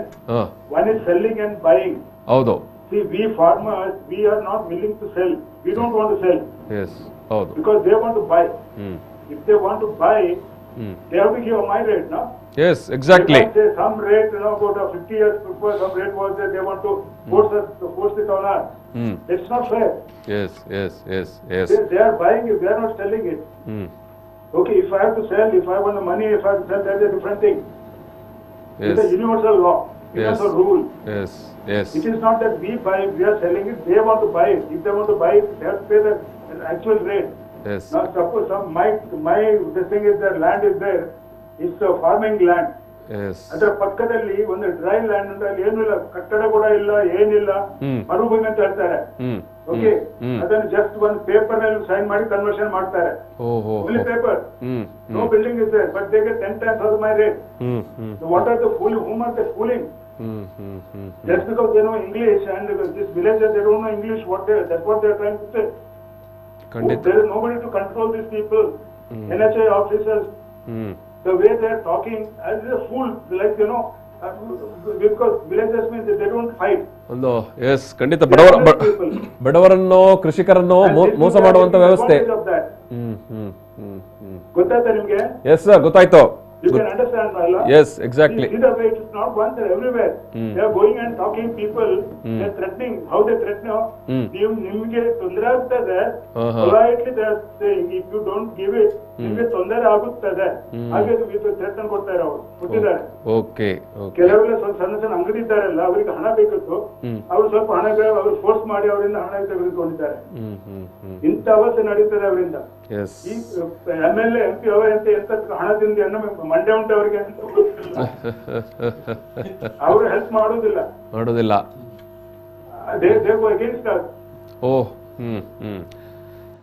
S sir, thank you. Yes madam sale transactions basis ಮೇಲೆ ನಮ್ಮ ಜಾಗಕ್ಕೆ value ಮಾಡ್ತಾ ಇದ್ದಾರೆ. The thing is that ನಮಗೆ ಒಂದು 3 ವರ್ಷ ಮುಂಚಿನ ತನಕ ಸೇಲ್ ಮಾಡ್ಲಿಕ್ಕೆ ಇರ್ಲಿಲ್ಲ. ಕೃಷಿಕರಿಗೆ ಅವರ ಭೂಮಿ ಸೇಲ್ ಮಾಡುದಾದ್ರೆ ಕೃಷಿಕನಿಗೆ ಸೇಲ್ ಮಾಡಬೇಕು. That to his income should be around 2.5 lakh per annum. ನೀವೇ ಯೋಚಿಸಿ, 2.5 lakh per annum ನದ್ದು ಇದ್ದವರು ಎಷ್ಟು ಹಣ ಕೊಟ್ಟು ಕೃಷಿ ಭೂಮಿ ತೆಗೆದುಕೊಳ್ಬಹುದು? ಸೊ ಆ ಬೇಸಿಸ್ ಮೇಲೆ ಇವರು ನಮ್ಮ ಜಾಗಕ್ಕೆ ವ್ಯಾಲ್ಯೂಯೇಷನ್ ಆಗಾದ್ರೆ ಹೇಗೆ ಮಾಡ್ತಾರೆ? So on paper they will give less price only, no? Because you are putting all those conditions. ಮತ್ತೆ ಅವರು ಸೇಲ್ ಟ್ರಾನ್ಸಾಕ್ಷನ್ ಬೇಸಿಸ್ ಮೇಲೆ ನಮ್ಮ ಜಾಗವನ್ನು ವ್ಯಾಲ್ಯೂ ಮಾಡುವುದು ಎಷ್ಟು ತಪ್ಪದು? ಈಗ ಏನೋ ಕರ್ನಾಟಕ ಸರ್ಕಾರ ಹೇಳ್ತಾ ಉಂಟು, ಕೃಷಿಕರ ಭೂಮಿಯನ್ನು ಯಾರು ಕೂಡ ಮಾರಬಹುದು, ಈಗ ಮಾಡಿದ್ದಾರೆ, ಯಾರು ಕೂಡ ತಗೊಳ್ಳಬಹುದು. ಅದು ಸಹ ಇವರ ಅಡ್ವಾಂಟೇಜ್ ಗೆ ಮಾಡಿದ್ದು. ಇವರಿಗೆಲ್ಲ ಜಾಗ ತೆಗೆದುಕೊಳ್ಳಿಕ್ಕೆ ಇದೆ ಅಂತ ಹೇಳಿ ನನ್ನ ಅಂದಾಜು ಆಮೇಲೆ ರೂಲ್ಸ್ ಇವರು ಚೇಂಜ್ ಮಾಡಿದ್ದು. ರೈತರೆಲ್ಲ ಭಾರಿ ಆಕ್ಷೇಪ ಮಾಡಿದ್ರು ಈ ಪ್ರಪೋಸಲ್ಗೆ ಕೂಡ. ಇದರಿಂದ ಕೃಷಿಕರಿಗೆ ಏನೋ ಲಾಭ ಆಗುದಿಲ್ಲ, ಅಲ್ಟಿಮೇಟ್ಲಿ ಭೂಮಾಫಿಯಾಕ್ಕನೇ ಲಾಭ ಆಗೋದು. ಕೃಷಿಕರ ಭೂಮಿಯನ್ನು ಸಣ್ಣ ದುಡ್ಡು ಕೊಟ್ಟು ಪರ್ಚೇಸ್ ಮಾಡ್ತಾರೆ ಬಲವಂತದಿಂದ ಅಂತ ಕೂಡ. ನೋಡಿ, ವಾಮಂಜೂರ್ನಿಂದ ಎಲ್ಲಿ ತನಕ ಅದು ಫುಲ್ ಹೀಗೆ ಕರ್ವಾದದ್ದು ಅಲ್ಲಿ ಗುರುಪುರದಲ್ಲಿ ಈಗ ರಾಷ್ಟ್ರೀಯ ಹೆದ್ದಾರಿ ಅಂದ್ಮೇಲೆ ಅದು ನೇರ ಆಗ್ಬೇಕು. ಹೌದು, ಗುರುಪುರದಲ್ಲಿ 2-3 ಕಿಲೋಮೀಟರ್ ತಿರುಗಿಸಿ ಬರ್ತಾ ಇದೆ. ಅದನ್ನ ಹೇಳಿದಲ್ವಾ, 5 kilometers ಎಕ್ಸ್ಟ್ರಾ ಪ್ರಭಾವಿಗಳು ಅಲ್ಲಿ ಇನ್ವೆಸ್ಟ್ಮೆಂಟ್ ಮಾಡಿದ್ದಾರೆ, ಆ ಜಾಗದಲ್ಲಿ ಹೋಗೋಕೆ ಮಾಡಿದ್ದಾರೆ. ಅದರಿಂದಾಗಿ ನಮಗೆ ರಸ್ತೆ ಕೂಡ 2-3 ಕಿಲೋಮೀಟರ್ ಉದ್ದಾಗ್ತದೆ. ನಾವು ನಾರ್ಮಲಿ ರಾಷ್ಟ್ರೀಯ ಹೆದ್ದಾರಿಯನ್ನು ಎಲ್ಲ ಕಡೆ ನೇರ ಮಾಡಿಕೊಂಡು ಹೋಗುವಂತ, ಕರುಗಳನ್ನು ಗುಡ್ಡಗಳನ್ನೆಲ್ಲ ಕಡಿಮೆ ಆಗಬೇಕು, ಫ್ಯೂಯಲ್ ಸೇವ್ ಆಗಬೇಕು ಅಂತ ಮಾಡುದು, ಟೈಮ್ ಸೇವ್ ಆಗಬೇಕು. ಸರ್, ಮತ್ತೆ ಇದೊಂದು ಈಗ ಸ್ವಾಧೀನ low lying area, okay, where they have taken the turn, it's a low lying area. ಎಷ್ಟು ಲೋಡ್ ಮಣ್ಣಾಕಿ ಅದನ್ನ ಇವರು ರಸ್ತೆ ಮಾಡ್ತಾರೆ, ಅದಕ್ಕೆ ಎಷ್ಟು ಕೋಟಿ ಪುನಃ ಸ್ಪೆಂಡ್ ಮಾಡ್ತಾರೆ. ಹೇಳಿ ಶೆಟ್ರೆ. ಅಲ್ಲ, ಈಗ ಇವರು ರಾಷ್ಟ್ರೀಯ ಹೆದ್ದಾರಿ ಅಭಿವೃದ್ಧಿಯ ಹೆಸರು ಮಾತ್ರ, ಇವ್ರು ಮಾಡ್ತಾ ಇರೋದು ವ್ಯಾಪಾರ. ಯಾಕೆಂದ್ರೆ ಒಂದು ಕಡೆ ಇಲ್ಲಿ ಭೂಮಾಫಿ ಎಲ್ಲ ನಡೀತಾ ಉಂಟು, ಅದು ಬಿಟ್ಟು ಇನ್ನು ರಸ್ತೆ ಆದ್ಮೇಲೆ ಕೂಡ ನಮ್ಗೆ ಟೋಲ್ ಉಂಟು. ಇನ್ನು ನಾವು ಮಂಗಳೂರು ಬರ್ಬೇಕಾದ್ರೆ ಇನ್ನು ಇಷ್ಟವರೆಗೆ ನಾವು ಫ್ರೀ ಆಗಿ ಬರ್ತಾ ಇದ್ವಿ, ಇನ್ನು ದುಡ್ಡು ಕೊಟ್ಟು ಬರ್ಬೇಕು ನಾವು ಮಂಗಳೂರಿಗೆ ಹೋಗ್ಬೇಕಾದ್ರೆ. ಆ ಕಡೆ ಕಾರ್ಕಳಗೆ ಹೋಗ್ಬೇಕಾದ್ರೆ ದುಡ್ಡು ಕೊಟ್ಟೆ ಹೋಗ್ಬೇಕು ನಾವು. ಇವರು ಮಾಡ್ತಿರೋದು ವ್ಯಾಪಾರ ಅಲ್ವಾ ಅದು? ಇವರು ಕೊಡುವ 36,000 ತೆಗೆದುಕೊಂಡು ಇನ್ನು ಟೋಲ್ ಕಟ್ಟಬೇಕು. ಅವರಿಗೆ 36,000, ನಮ್ಗೆ 26,000 ಮುಜಾರಲ್ಲಿ. ನನ್ಗೆ ನನ್ನ ಕೃಷಿ ಭೂಮಿಗೆ 26,500, ನನ್ನ ಪಕ್ಕದಲ್ಲಿ ಕನ್ವರ್ಷನ್ ಆದ ಜಾಗ ಉಂಟು ಅದಕ್ಕೆ ಹತ್ತಿರದಲ್ಲಿ, ಅದಕ್ಕೆ 2,68,000. ಒಂದು ವೇಳೆ ಈಗ ಸಪೋಸ್ ನಿಮ್ಮ ಭೂಮಿಯನ್ನೇ, ನಿಮ್ಮ ಜಮೀನನ್ನೇ, ಈಗ ನಿಮ್ಗೆ ಏನೋದು ನೀವು ಕಳೆದ್ಕೊ ಯಾರವರು ನಕ್ಷೆ ಮಾಡಿದ್ದಾರೆ, ಇಷ್ಟು ನಿಮ್ಮ ಲ್ಯಾಂಡ್ ಹೋಗುತ್ತೆ ಅಂತ, ಅದರಲ್ಲಿ ಸ್ವಲ್ಪ ಪೋರ್ಷನ್ ಕನ್ವರ್ಷನ್ ಆಗಿದ್ದರೆ ಸಪೋಸ್, ಆವಾಗ ನಿಮಗೆ ಕೂಡ 285 ಸಿಗ್ತಾ ಇತ್ತು. ಅದೇ ನಿಮ್ಮ ಕನ್ವರ್ಷನ್ ಮಾಡದೇ ಇರುವಂತ ಜಾಗಕ್ಕೆ ಅದೇ 27,000, 26,500. ಯಾವ ಅದೇ ಹೇಳೋದು ನಾನು. ಅದು ಹೇಳಿದ್ರೆ ನೋಡಿ ಅರ್ಥ ಆಗ್ತಿಲ್ಲ. ನಮ್ಮ ಶಾಸಕರ ಹತ್ರ ನಾವೆಲ್ಲರೂ ಪ್ರತಿಯೊಬ್ರು ಆ ಊರಿನವರು ಅಲ್ಲಲ್ಲೇ ಶಾಸಕರನ್ನು ಅಪ್ರೋಚ್ ಮಾಡಿದ್ದೇವೆ, ಅವರ ಹತ್ರ ಮಾತಾಡಿದ್ದೇವೆ. ಹೇಳಿದ್ರೆ ಹೇಳ್ತಾರೆ ಅದು ನಮ್ಮದ್ದಲ್ಲ, MP ಯದ್ದು ಅಂತ. ನಮ್ಗೆ ಅದು ಅರ್ಥ ಆಗುದಿಲ್ಲ, ಯಾಕಂದ್ರೆ ಇವರು ನಮ್ಮ ಶಾಸಕರ, ನಾವು ಇವರನ್ನು ಇಲೆಕ್ಟ್ ಮಾಡಿದ್ದೇವಾ? ಕೇರಳ ಸರ್ಕಾರ ಒಂದು ನಿರ್ಧಾರ ತಗೊಂಡಿತ್ತು. ಅವಾಗ ಅಲ್ಲಿ ಮಾತಾಡುವಾಗ ಜಯಾನಂದ್ ಹೇಳಿದ್ರು, ಸರ್ಕಾರದ್ದೇ ಒಂದು ನಿರ್ಧಾರ ನಿಲುವು ಏನು, ಜನರಿಗೆ ಪರಿಹಾರ ಒಳ್ಳೆದು ಸಿಗಬೇಕಂತ. ಈಗ ಅಲ್ಲಿ ರಾಜ್ಯ ಸರ್ಕಾರ ಒಂದು ನಿಲುವು ನಿರ್ಧಾರ ತಗೊಳ್ಬೇಕಂತಿದ್ರೆ ಅಷ್ಟು MLAಗಳು ಮಾತಾಡಿದ್ರಿಂದ ಅಲ್ವಾ? ನೋಡಿ, ಮತ್ತೆ ಇವರು ಒಬ್ಬೊಬ್ರಲ್ಲ, ಒಂದು 5-6 ಜನ ಶಾಸಕರಿದ್ದಾರೆ. They can get together and go and speak, no? Yes. ಮಾಡಬೇಕಲ್ವಾ? ಮಾಡಬೇಕಂತ ಕರ್ತವ್ಯ ಅಲ್ವಾ? They can speak to the chief minister can then talk to the center. ಹೌದು, ಡೆಫಿನೆಟ್ಲಿ. ಯಾಕಂತ ಹೇಳಿದ್ರೆ ನಮ್ಮ ಪಕ್ಕದ್ದು ಕೇರಳದವರಿಗೆ ಮಾಡ್ಲಿಕ್ಕೆ ಸಾಧ್ಯ ಆಗುತ್ತೆ ಅಂತ ಹೇಳಿದ್ರೆ ವೈ ನಾಟ್ ಇನ್ ಕರ್ನಾಟಕ? ಮತ್ತೊಂದು ಇದೊಂದು ಸರ್, ಇನ್ನೊಂದು ಆ ಕನ್ವರ್ಷನ್ ಎಂಬುದೇ ಅದೊಂದು ತಪ್ಪು, ದಂಧೆ ಅದು. ಯಾಕಂದ್ರೆ ಸರ್, ಅದರಲ್ಲಿ ಟೈಪ್ ಆಫ್ ಲ್ಯಾಂಡ್ 3 ಇರೋದು. ಇದು ಕನ್ವರ್ಷನ್ ನಮ್ಮ ಕರ್ನಾಟಕ, ಕೇರಳದಲ್ಲಿ ಕನ್ವರ್ಷನ್ ಸಿಸ್ಟಮೇ ಇಲ್ಲ. ಕನ್ವರ್ಷನ್ ಸಿಸ್ಟಮೇ ಇಲ್ಲ. ತಮಿಳುನಾಡಲ್ಲೂ ಇಲ್ಲ. ಇಲ್ಲಿ ಇದೆ. ಇವರು ಅದನ್ನು ಕೂಡ ಟೈಪ್ ಆಫ್ ಲ್ಯಾಂಡ್ ಅಂತ ತಗೊಂಡಿದ್ದಾರೆ. ಕನ್ವರ್ಷನ್ ಟೈಪ್ ಆಫ್ ಲ್ಯಾಂಡ್ ಅಂತ ತಗೊಂಡಿದ್ದಾರೆ. ನೀವು RTC ಅಲ್ಲಿ ನೋಡಿರ್ಬಹುದು, ಅದರಲ್ಲಿ ಕನ್ವರ್ಷನ್ ಆಗಿರುವಂತ ಭೂಮಿ, ಕನ್ವರ್ಷನ್ ಆಗದೇ ಇರುವಂತ ಭೂಮಿ ಅಂತ ಈಗ NH ನವರು ಕನ್ಸಿಡರ್ ಮಾಡುವಂತದ್ದು. ಟೈಪ್ ಆಫ್ ಲ್ಯಾಂಡ್ ಅಲ್ಲ ಸರ್, ಟೈಪ್ ಆಫ್ ಲ್ಯಾಂಡ್ 3 ಇರೋದು. ಇದು ಯಾವುದು ಭೂಮಿಯ ವಿಧಗಳು, ಕುಷ್ಕಿ, ಬಾಗಾಯತು, ಆಮೇಲೆ ತರಿ ಅಂತ, ಅಂದ್ರೆ ಡ್ರೈ ವೆಟ್ ಗಾರ್ಡನ್ ಅಂತ. ಕನ್ವರ್ಷನ್ ಅಂದ್ರೆ ನಿಮ್ಗೆ ಬಿಲ್ಡಿಂಗ್ ಕಟ್ಟಲಿಕ್ಕೆ 5 ಸೆನ್ಸ್ 10 ಸೆನ್ಸ್ ಕನ್ವರ್ಷನ್ ಮಾಡೋದು ಅಷ್ಟೇ, ಪರಿವರ್ತನೆ ಮಾಡಿಕೊಳ್ಳೋದು. ಅದು ಹಕ್ಕುಗಳು, ಒಂದು ಕಟ್ಟಡ ಕಟ್ಟಿಕೊಳ್ಳಲಿಕ್ಕೆ ಒಂದು ಅನುಮೋದನೆ ಕೊಡುವಂತ. ಇವರು ಅದನ್ನೇ ಒಂದು ಟೈಪ್ ಆಫ್ ಲ್ಯಾಂಡ್ ಅಂತ ತಕೊಂಡು ಕೃಷಿಕರಿಗೆ ಮೋಸ ಮಾಡ್ತಾ ಇದ್ದಾರೆ. ಈಗ ಅದರಲ್ಲಿ ವೇರಿಯೇಷನ್ ಕೇಳ್ಬೇಕಲ್ಲ ಸರ್, ಯಾರು ಕೇಳ್ಬೇಕು? ಜನಪ್ರತಿನಿಧಿಗಳು ಕೇಳ್ಬೇಕು. ನಾವು ಜನಪ್ರತಿನಿಧಿ ಹತ್ರ ಮಾತಾಡಿದ್ವಿ, ಅವರು ಅದಕ್ಕೆ ಏನ್ ಮಾಡ್ಲಿಲ್ಲ. DC ಅವರು ಲೆಟರ್ ಕೊಟ್ಟಿದ್ದಾರೆ, ನನಗೆ ಅಷ್ಟೇ ಪವರ್ ಇರುತ್ತೆ ಅಂತ ಹೇಳಿದ್ದಾರೆ ಅವರು. ಮತ್ತೆ ನೀವು ಆರ್ಬಿಟ್ರೇಷನ್ಗೆ ಬಂದ್ರೆ ಮಾತಾಡ್ಬೋದು. ನಾನು ಲೆಟರ್ ಕೊಟ್ಟಿದ್ದೇನೆ, ಅವ್ರು ಕೇರ್ ಮಾಡಲಿಲ್ಲ. ಮತ್ತೆ ನಾವು ಎಲ್ಲಿ ಹೋಗ್ಬೇಕು? ನಾವು ಕೋರ್ಟ್ಗೆ ಹೋಗ್ಬೇಕು. ಈಗ ಕೋರ್ಟ್ ನಮಗೆ ತಡೆಯಾಜ್ಞೆ ಸಿಕ್ಕಿದೆ. ಜನಪ್ರತಿನಿಧಿಗಳು ನಿಮಗೆ ಸ್ವಲ್ಪ ಪರಿಹಾರ ಒಳ್ಳೇದು ಸಿಕ್ಕಿದ್ರೆ ಒಳ್ಳೇದಂತ ಹೇಳುದಿಲ್ವಾ ಸರ್? ನಮ್ಗೆ ಹೆಚ್ಚು ಕೊಡೋದು ಬೇಡ, ಅವರು ಕೊಡುವುದನ್ನೇ ಸರಿಯಾಗಿ ಕೊಡ್ಲಿ ಅಂತ ಅಷ್ಟೇ. ಅವರು ಹೇಳುದು ಗವರ್ಮೆಂಟ್ ಗೆ ಲಾಸ್ ಆಗ್ತದಂತೆ, ನಮ್ಗೆ ಅರ್ಥ ಆಗುದಿಲ್ಲ. ಗವರ್ಮೆಂಟ್ ಗೆ ಲಾಸ್ ಏನಂತೆ? ಈಗ ನೀವು ಗವರ್ಮೆಂಟ್ ಗೆ ಭೂಮಿ ಕೊಡುದಿಲ್ವಾ? ಆ ಭೂಮಿ ಮೇಲೆ ಅವರು ಡೆವಲಪ್ ಮಾಡಿ ರಸ್ತೆ ಮಾಡೋದಲ್ವಾ? ಮತ್ತೆ ನೋಡಿ, ಈಗ ನಮ್ಗೆ ಕೇರಳದಲ್ಲಿ ಆಗಿದ್ರೆ ಆ ರಾಜ್ಯದವರು ಕೂಡ ಅಯ್ಯೋ ಜನರಿಗೆ ಪರಿಹಾರ ಕೊಟ್ರೆ ಆ ಸರ್ಕಾರಕ್ಕೆ ನಷ್ಟ ಆಗುತ್ತೆ ಅಂತ ಕೂತ್ಕೊಂಡಿದ್ದಿದ್ರೆ, ಮತ್ತೆ ಅವರು ಕೊಟ್ಟ ಹಣ ಟ್ಯಾಕ್ಸ್ ಪೇಯರ್ಸ್ ನ ಹಣ. Yes, exactly. And another thing, we are not going to go and invest it in Pakistan or Italy or UK.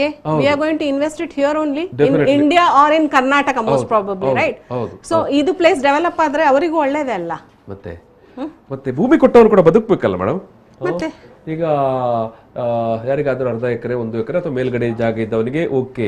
ಬರೇ ದಾರಿ ಬದಿಯಲ್ಲಿ ಅಥವಾ ಈ ಭೂಮಿ ಕಳೆದುಕೊಳ್ಳುವಂತ ಜಾಗದಲ್ಲಿ 5 ಸೆನ್ಸು 10 ಸೆನ್ಸು ಜಾಗ ಇದ್ದವನ ಕಥೆ ಏನು? ಇದ್ದಾರೆ ನಮ್ಮ ಊರಿನಲ್ಲಿ ಎಷ್ಟೋ ಜನ ನಮ್ಮ ಹತ್ರ ಬಂದು ಹೇಳ್ತಾರೆ, ನಾವೆಂತ ಮಾಡ್ಬೇಕಂತ ಇಷ್ಟು ಹಣ ಇಟ್ಕೊಂಡು. ಅದು ಈಗ 10 ಸೆನ್ಸ್ ಅಲ್ಲಿ 8 ಸೆನ್ಸ್ ಹೋಗಿದೆ, 2 ಸೆನ್ಸ್ ಏನ್ ಮಾಡ್ಬೇಕು ಅವರು? ಅದಕ್ಕೆ ದುಡ್ಡು ಕೊಡ್ತಾ ಇಲ್ಲ ಅವರು. ಆ 2 ಸೆನ್ಸ್ ಅಲ್ಲಿ ಬಿಲ್ಡಿಂಗ್ ಕಟ್ಟಲಿಕ್ಕೆ ಪರ್ಮಿಷನ್ ಕೊಡ್ತಾ ಇಲ್ಲ, ಮತ್ತೆ ಏನ್ ಮಾಡೋದು ಅವರು? ಈ ರೀತಿ ಎಲ್ಲ ಆಗ್ತಾ ಉಂಟು. ಬಹುಶಃ ಆತ್ಮಹತ್ಯೆ ಮಾಡಿಕೊಳ್ಬೇಕು ಅಷ್ಟೇ. ಅಂದ್ರೆ ನನ್ನ ಪರಿಸ್ಥಿತಿ, ನನ್ನ ಮನೆ ಹತ್ತಿರ ಒಂದು ಹೆಂಗಸಿದ್ದಾರೆ, ಅವರು ಜಲಜ ಅಂತ ಹೆಸರಿರ್ಬೇಕು. ಅವರದ್ದು 15 ಸೆನ್ಸ್ ಜಾಗ ಉಂಟು, ಅದರಲ್ಲಿ 10 ಸೆನ್ಸ್ ಹೋಗ್ತಾ ಉಂಟು, 5 ಸೆನ್ಸ್ ಉಳಿತದೆ. ಅದರಲ್ಲಿ ಅವರಿಗೆ ಬಿಲ್ಡಿಂಗ್ ಕಟ್ಟಲಿಕ್ಕೆ ಇಲ್ಲ. ಆ ಜಾಗದಲ್ಲಿ 3 ಲಕ್ಷ ಮಾರ್ಕೆಟ್ ವ್ಯಾಲ್ಯೂ ಉಂಟು ಆ ಊರಿನಲ್ಲಿ. ಅವರಿಗೆ 10 ಸೆನ್ಸ್ಗೆ ಕೊಡುವುದು 2.5 ಲಕ್ಷ. 10 ಸೆಂಟಿಗೆ ಅಲ್ಲಿ ಸೆನ್ಸ್ಗೆ 3 ಲಕ್ಷ ಉಂಟು, 2.5 ಲಕ್ಷ ಕೊಡ್ತಾ ಇದ್ದಾರೆ 10 ಸೆನ್ಸ್ಗೆ. 10 ಸೆನ್ಸ್ಗೆ 2.5 ಲಕ್ಷ. ಆ 2.5 ಲಕ್ಷ ತಕೊಂಡು ಆ 5 ಸೆನ್ಸ್ ಅಲ್ಲಿ ಮನೆ ಕಟ್ಟಲಿಕ್ಕೆ ಇಲ್ಲ ಅವರು. ಈ 2.5 ಲಕ್ಷವನ್ನು ಇಟ್ಕೊಂಡು ಹೋಗಿ ಅವರ ಊರಲ್ಲಿ ಅವರು ಬೇರೆ ಜಾಗ ತಕೊಂಡು ಇನ್ನೊಂದು ಮನೆ ಕಟ್ಟಲಿಕ್ಕೆ ಆಗುತ್ತಾ? ಸಾಧ್ಯನೇ ಇಲ್ಲ. ಇಲ್ಲಿ ಕೋಸ್ಟಲ್ ಕರ್ನಾಟಕದಲ್ಲಿ ಎಲ್ಲಿ ಸಹ ಅವರಿಗೆ 10 ಸೆನ್ಸ್ ಸಿಗ್ಲಿಕ್ಕಿಲ್ಲ ಅಷ್ಟು ಹಣಕ್ಕೆ. ಇಂಟೀರಿಯರ್ ನಲ್ಲಿ ಸಹ ಅಷ್ಟೇ ಅಲ್ಲ. ನೋಡಿ, ಇನ್ನೊಂದು ರೂಲ್ಸ್ ಇದೆ, ಇದು ಯಾವಾಗದಿಂದ ಮಾಡಿದ್ದು, ಆದ್ರೆ ಈಗ ಇಂಪ್ಲಿಮೆಂಟ್ ಮಾಡ್ತಿದ್ದಾರೆ. ರಸ್ತೆ ಮಿಡಲ್ ನಿಂದ 40 ಮೀಟರ್ ತನಕ ಎಂತದ್ದು ಕಟ್ಲಿಕ್ಕಿಲ್ಲ. ಹಾಗಾದ್ರೆ ಅವರ 5 ಸೆನ್ಸ್ ಇಟ್ಕೊಂಡು ಎಂತ ಮಾಡುದು? ಏನ್ ಮಾಡ್ಲಿಕ್ಕೆ ಆಗ್ತದೆ ಅವರಿಗೆ? ಭೂಮಿ ಉಂಟು ಅಂತ ಅಷ್ಟೇ, ಭೂಮಿ ಹಾಗೆ ಇಡ್ಬೇಕು. ಗೂಡಂಗಡಿ ಇಡ್ಬೋದು ಅಷ್ಟೇ ಅವರಿಗೆ. ಗೂಡಂಗಡಿ ಸಹ ಇಲ್ಲ ಅಲ್ಲ, ಕನ್ವರ್ಷನ್ ಮಾಡ್ಲಿಕ್ಕೆ ಇಲ್ಲಲ್ಲ ಈಗ. ಎಲ್ಲೇ ಗೂಡಂಗಡಿ ಅಂದ್ರೆ ಗಾಡಿ ಅಂತ ಏನಿಲ್ಲ.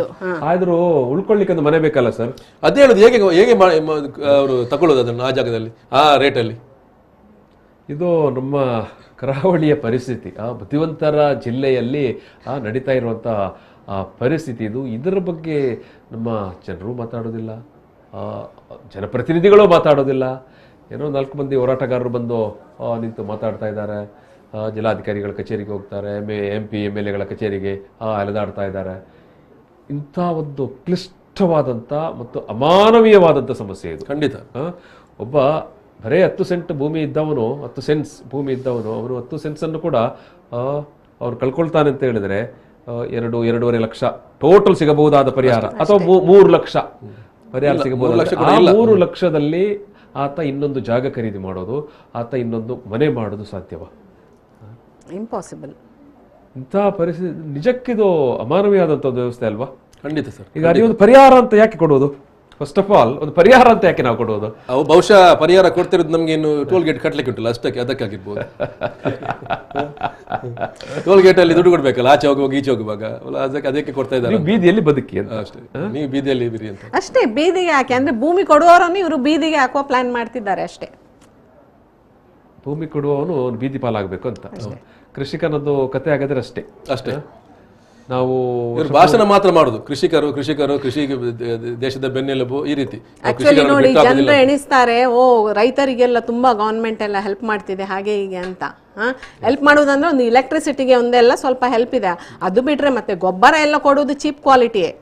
ಓಕೆ, ಚೀಪ್ ಕ್ವಾಲಿಟಿ ನಕಲಿ, ಅದು ಯೂಸ್ಲೆಸ್, ಅದನ್ನ ನಾವು ತೆಗೆದುಕೊಳ್ಳಿಕ್ಕೂ ಹೋಗುದಿಲ್ಲ. ಬೀಜ ಇವತ್ತು ನೀವು ಕೇಳಲಿಕ್ಕೆ ಹೋದ್ರೆ ಈಗ ಇಲ್ಲ 2 ವಾರದ ನಂತರ ಬನ್ನಿ ಅಂತ ಹೇಳ್ತಾರೆ, ಅಷ್ಟರ ತನಕ ನಿಮ್ಮ ಬಿತ್ತನೆಯ ಕಾಲಾವಧಿ ಮೀರಿ ಹೋಗ್ತದೆ. ಅದು ನಾರ್ಮಲ್ ಜನರಿಗೆ ಅದೆಲ್ಲ ಗೊತ್ತಿಲ್ಲ, ಅವರೇನಿಸ್ತಾರೆ ಓ ರೈತರಿಗೆ ತುಂಬಾ, ಅದು ಈಗಿನ ಸರ್ಕಾರ ಅಂತಲ್ಲ, this is been going on since many decades. 70 ವರ್ಷಗಳ ಕಥೆನೂ ಅದೇನೆ ಅಷ್ಟೇ. ರೈತರನ್ನು ನಾವು ಇಷ್ಟೇ ರೀತಿ ನೋಡಿಕೊಂಡದಂತ ಉಂಟು. ನಾವು ಅದೊಂದು ನಮ್ದು ಆನ್ಸಿಸ್ಟ್ರಲ್ ಪ್ರೊಫೆಷನ್ ಅಂತ, ಅದನ್ನು ಏನು ಲಾಭ ಇಲ್ಲದಿದ್ರು, ಲಾಭ ಇರ್ಲಿ ಇರದಿರ್ಲಿ, ಮಣ್ಣಿನ ಮೇಲೆ ಪ್ರೀತಿ, ಪ್ರೀತಿಯಿಂದಾಗಿ ಮಾಡ್ತಾ ಇದ್ದೇವೆ. ಆ ಮಣ್ಣಿನ ಏನು ನಂಟನ್ನು ಹೊರಗೆ ಬಿಟ್ಟು ಬ್ರೇಕ್ ಮಾಡಿ ಬರಲಿಕ್ಕೆ ಆಗುದಿಲ್ಲ ಅದೇ ಕೃಷಿಕನಿಗೆ. ಹೌದು. ಸೊ ಹಾಗಾಗಿ ಕೃಷಿಕರು ಇವತ್ತಿಗೆ ಕೂಡ ಅದೇ ಮಣ್ಣಿನ ಜೊತೆಗೆ ಖಂಡಿತ ಸರ್, ಅವರಿಗೆ ಖಾಲಿ ಭೂಮಿ ಮಾತ್ರ, ನಮ್ಗೆ ಅದು ಅಮೂಲ್ಯವಾದ ಭೂಮಿ. ನಮ್ಗೆ ಅದು ನಮ್ಮ ಆನ್ಸಿಸ್ಟ್ರಲ್, ನಮ್ಮ ತಂದೆ ತಾಯಿರದ್ದು, ಅಜ್ಜ ಅಜ್ಜಿಯವರದ್ದು ಎಲ್ಲ ನೆನಪುಗಳಿದೆ ಅದರ ಜೊತೆಗೆ. ಭೂಮಿ ಅಂತ ಹೇಳಿದ್ರೆ ಬರೀ ಕಲ್ಲು ಮಣ್ಣು ಅಲ್ಲ, ಅದರಲ್ಲೊಂದು ಭಾವನಾತ್ಮಕವಾದಂತ ಒಂದು ಸಂಬಂಧ ಇದೆ. ಅದೊಂದು ತಾಯಿ ಮಗುವಿನ ತರದ ಸಂಬಂಧ, ಅದು ಅವರಿಗೆ ಅರ್ಥ ಆಗುದಿಲ್ಲ. ಎಸ್, ಭೂಮಿ ಕೊಡಿ ಅಂತ, ಭೂಮಿ ಕೊಡಿ ನಾವು ರಸ್ತೆ ಮಾಡ್ತೇವೆ ಅಂತ. ಆಯ್ತು ರಸ್ತೆ ಮಾಡಿಪ್ಪ, ಯಾರು ಈಗ ನೀವ್ಯಾರು ಕೊಡುದಿಲ್ಲ ಅಂತ ಹೇಳಿದಿರಾ? ಒಳ್ಳೆ ಪರಿಹಾರ ಕೊಡಿ ಅಂತ ಕೇಳಿರೋದು, ಒಳ್ಳೆಯ ಪರಿಹಾರವನ್ನು ಕೊಡಿ ಅಂತ. ಎಸ್, ಈಗ ನಾನು ಇಬ್ಬರ ಹತ್ರ ಕೂಡ ಕೇಳುವಂಥದ್ದು, ನೀವೀಗ ಅನೇಕ ಬಾರಿ ಜಿಲ್ಲಾಧಿಕಾರಿ, MLA, MP ಕಚೇರಿಗೆ ಸುತ್ತಾಡಿ ಆಯಿತು, ಈಗ ಕೊನೆಗೆ ಪ್ರಕರಣಗಳೆಲ್ಲ ಬಂದು ಕೋರ್ಟ್ ಬಾಗಿಲಲ್ಲಿ ಬಂದು ನಿಂತಿದೆ. ನೀವು ಈಗ ಕಲೆಕ್ಟಿವ್ ಆಗಿ ಏನು ಈಗ ಡಿಮಾಂಡ್ ಇಡಲಿಕ್ಕೆ ಬಯಸ್ತೀರಿ ಜಿಲ್ಲಾಡಳಿತದ ಮುಂದೆ, ಅಥವಾ ನಮ್ಮ ಜನಪ್ರತಿನಿಧಿಗಳ ಮುಂದೆ, ಅಥವಾ MLA ಅಥವಾ MP ಗಳ ಮುಂದೆ?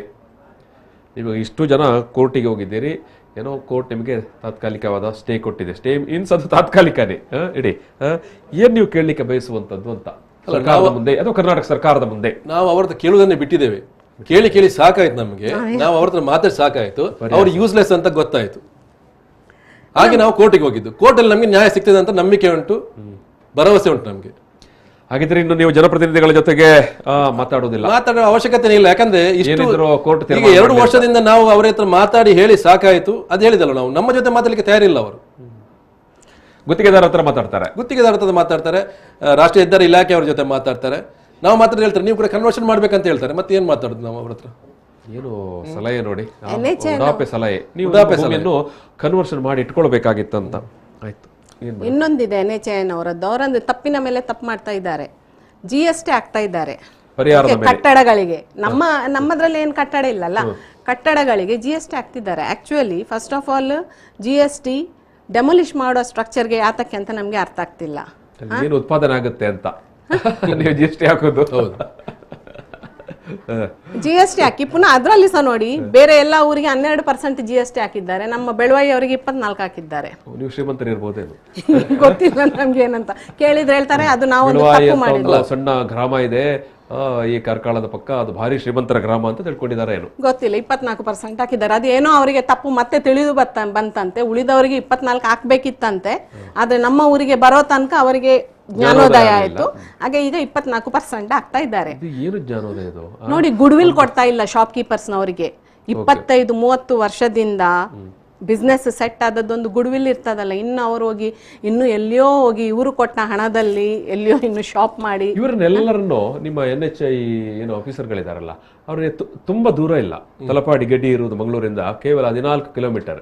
ಜಸ್ಟ್ 14 ಕಿಲೋಮೀಟರ್ ಆಚೆ 15ನೇ ಕಿಲೋಮೀಟರ್ ಒಮ್ಮೆ ಹೋಗಿ ಬನ್ನಿ ಅಂತ ಹೇಳ್ಬೇಕು ನೀವು ಅಷ್ಟೇ. ಅವರಿಗೆ ಅರ್ಥ ಆಗುದಿಲ್ಲ ಸರ್. ಮೊದಲಿನ ಆರೋಗ್ಯ ಹೇಳಿದ್ದೇವೆ ನಾವು, ಸೂರ್ಯವಂಶಿ ಅಂತ ಇದ್ರು ಇಬ್ರು, ಅವರಿಗೆ ನಾವು ಹೇಳಿದ್ದೇವೆ ನೋಡಿ ನೀವು ಕೇರಳಕ್ಕೆ ಹೋಗಿ ನೋಡಿ, ಅಲ್ಲಿ ಕನ್ವರ್ಷನ್ ನಾನ್ ಕನ್ವರ್ಷನ್ ಅಂತ ಇಲ್ಲ, ಅಲ್ಲಿ ಎಲ್ಲ ಗುಡ್ವಿಲ್ ಕೊಡ್ತಾ ಇದ್ದಾರೆ, ಎಲ್ಲಾನು ಮಾಡ್ತಿದ್ದಾರೆ, ಎಲ್ಲ ಮಾಡಿದ್ದಾರೆ ಅಂತ. ಅದಕ್ಕೆ ಎಂತ ಹೇಳಿದ್ರು ಗೊತ್ತಾ, ನಾವು ಬೇರೆ ಕಡೆ ಒಂದು 20 ಕಡೆ ಹೀಗೆ ಮಾಡಿದ್ದೇವೆ, ಈಗ ನಿಮ್ಗೆ ಕೊಟ್ರೆ ಅವರಿಗೂ ಕೊಡ್ಬೇಕಾಗ್ತದೆ ಅಂತ ಹೇಳಿದ್ರು. ಅವರಿಗೆ ಕೊಡೋದು ಯಾರು ಮೇಡಮ್? ದುಡ್ಡು ಸರ್ಕಾರದಲ್ವಾ? ಸರ್ಕಾರದ ಅಂದ್ರೆ ನಮ್ಮದೇ ಅಲ್ವಾ, ಟ್ಯಾಕ್ಸ್ ಪೇಯರ್ಸ್ ಅಲ್ವಾ? ಅಂದ್ರೆ ಅಲ್ಲಿ ನೀವು ತಪ್ಪು ಮಾಡಿದ್ರೆ ಅದನ್ನು ರೆಕ್ಟಿಫೈ ಮಾಡಬೇಕಲ್ಲ. ಮತ್ತೆ ಅಂದ್ರೆ ನಾವು 10-15 ಕಡೆ ತಪ್ಪು ಮಾಡಿದ್ದೇವೆ, ನಾವು ಇಲ್ಲಿ ಕೂಡ ತಪ್ಪೇ ಮಾಡ್ತೇವೆ, ಅದನ್ನು ಸರಿ ಮಾಡಿದ್ರೆ ಅಲ್ಲಿ ಕೂಡ ಸರಿ ಮಾಡಬೇಕಾಗುತ್ತೆ ಅಂತ ಅರ್ಥ. ಅಲ್ಲ ಸರ್, ಅದು ಸರ್ವಾಧಿಕಾರಿ. ಅದೇ ಸರ್, ಈಗ ನಾವು ನಮ್ಮ ಸಮಸ್ಯೆಯನ್ನು ಯಾರ ಹತ್ರ ಹೇಳ್ಬೇಕು? ಈಗ ಸ್ಪೆಷಲ್ ಲ್ಯಾಂಡ್ ಅಕ್ವಿಸಿಷನ್ ಆಫೀಸರ್, ನಾನು ಮುಗಿಸ್ತಾ ಇದ್ದೇನೆ, ಸ್ಪೆಷಲ್ ಲ್ಯಾಂಡ್ ಅಕ್ವಿಸಿಷನ್ ಆಫೀಸರ್, ನಾವು ಅವ್ರ ನಮ್ಮ ಸಮಸ್ಯೆಯನ್ನು ಹೇಳ್ತೇವೆ. ಇನ್ನೊಮ್ಮೆ ಹೋಗುವಾಗ ಅವ್ರು ಇರುದಿಲ್ಲ, ಇನ್ನೊಬ್ರು ಬರ್ತಾ ಇದ್ದಾರೆ. ಅವ್ರ ಹತ್ರ ಹೇಳಿ ಇನ್ನೊಮ್ಮೆ ಸ್ವಲ್ಪ ದಿವಸ ಹೋಗುವಾಗ ಅವ್ರು ಇರುದಿಲ್ಲ. ಇನ್ನು 1 ವರ್ಷದಲ್ಲಿ 5 ಜನ ಲ್ಯಾಂಡ್ ಎಕ್ವಿಸಿಷನ್ ಆಫೀಸರ್ನವರು ಚೇಂಜ್ ಆಗಿದ್ದಾರೆ 1 ವರ್ಷದಲ್ಲಿ. ನಿಮಗೇನು ತಾಳ್ಮೆ ಇತ್ತು ಸರ್? ನಿಮಗೇನು ಜನರ ನಮ್ಮ ಸಮಸ್ಯೆ ಒಬ್ಬರದ್ದು ಹೇಳ್ತೀವಿ, ವ್ಯವಹಾರ ಮಾಡ್ಲಿಕ್ಕೆ ಗೊತ್ತಿತ್ತು, ನೀವು ಹೋಗಿದ್ದೀರಿ. ಜನಸಾಮಾನ್ಯರು ಇರ್ತಾರೆ ಸರ್, ವಿದ್ಯೆ ಕಡಿಮೆ ಇರೋರು ಇರ್ತಾರೆ, ಬಡವರು ಇರ್ತಾರೆ, ಅವರಿಗೆ ಸರ್ ಹೋಗೋದು ಬೇರೆ ಕಡೆ ಇದೆ ಆದದ್ದು. ಇಲ್ಲಿ ಈಗ ನಾವೆಲ್ಲ ಇದೆಲ್ಲ ನಮಗೆಲ್ಲ ಪಾಯಿಂಟ್ಸ್ ಗೊತ್ತಿದ್ದದ್ರಿಂದಾಗಿ ನಾವು ಇವರು ಹೇಗೆ ಕ್ಯಾಲ್ಕುಲೇಟ್ ಮಾಡಿದ್ದೇವೆ ಅಂತ ಕೇಳಿದ್ರಿಂದ ನಮಗೆ ಗೊತ್ತಾದದ್ದು. ಇವರೆಲ್ಲ 12.5 ಸೆಂಟ್ಸ್ಗಿಂತ ಬಿಲೋನ ಲ್ಯಾಂಡ್ಸ್ನ ಸೇಲ್ ಟ್ರಾನ್ಸಾಕ್ಷನ್ಸ್ ತೆಗೆದುಕೊಳ್ತಿಲ್ಲ ಅಂತ. ಬೇರೆ ಊರಿನವರಿಗೆ ಅದೆಲ್ಲ ಗೊತ್ತೇ ಆಗಿಲ್ಲ ಪಾಪ. ಮಾಡ್ತಾ ಇರುವಂತ ಮೋಸ.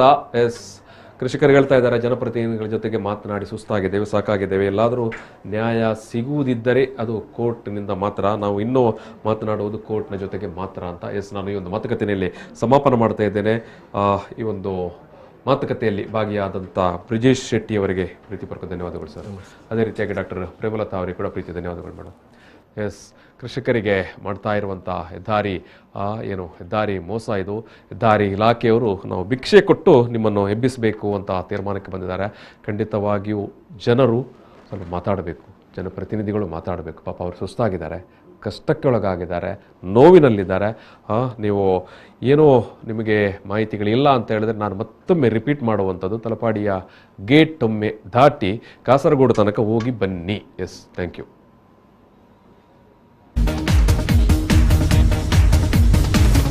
ಪ್ರಚಲಿತ ಈ ಕಾರ್ಯಕ್ರಮದ ಪ್ರಾಯೋಜಕರು father Muller's charitable trust, SDM college Ujire.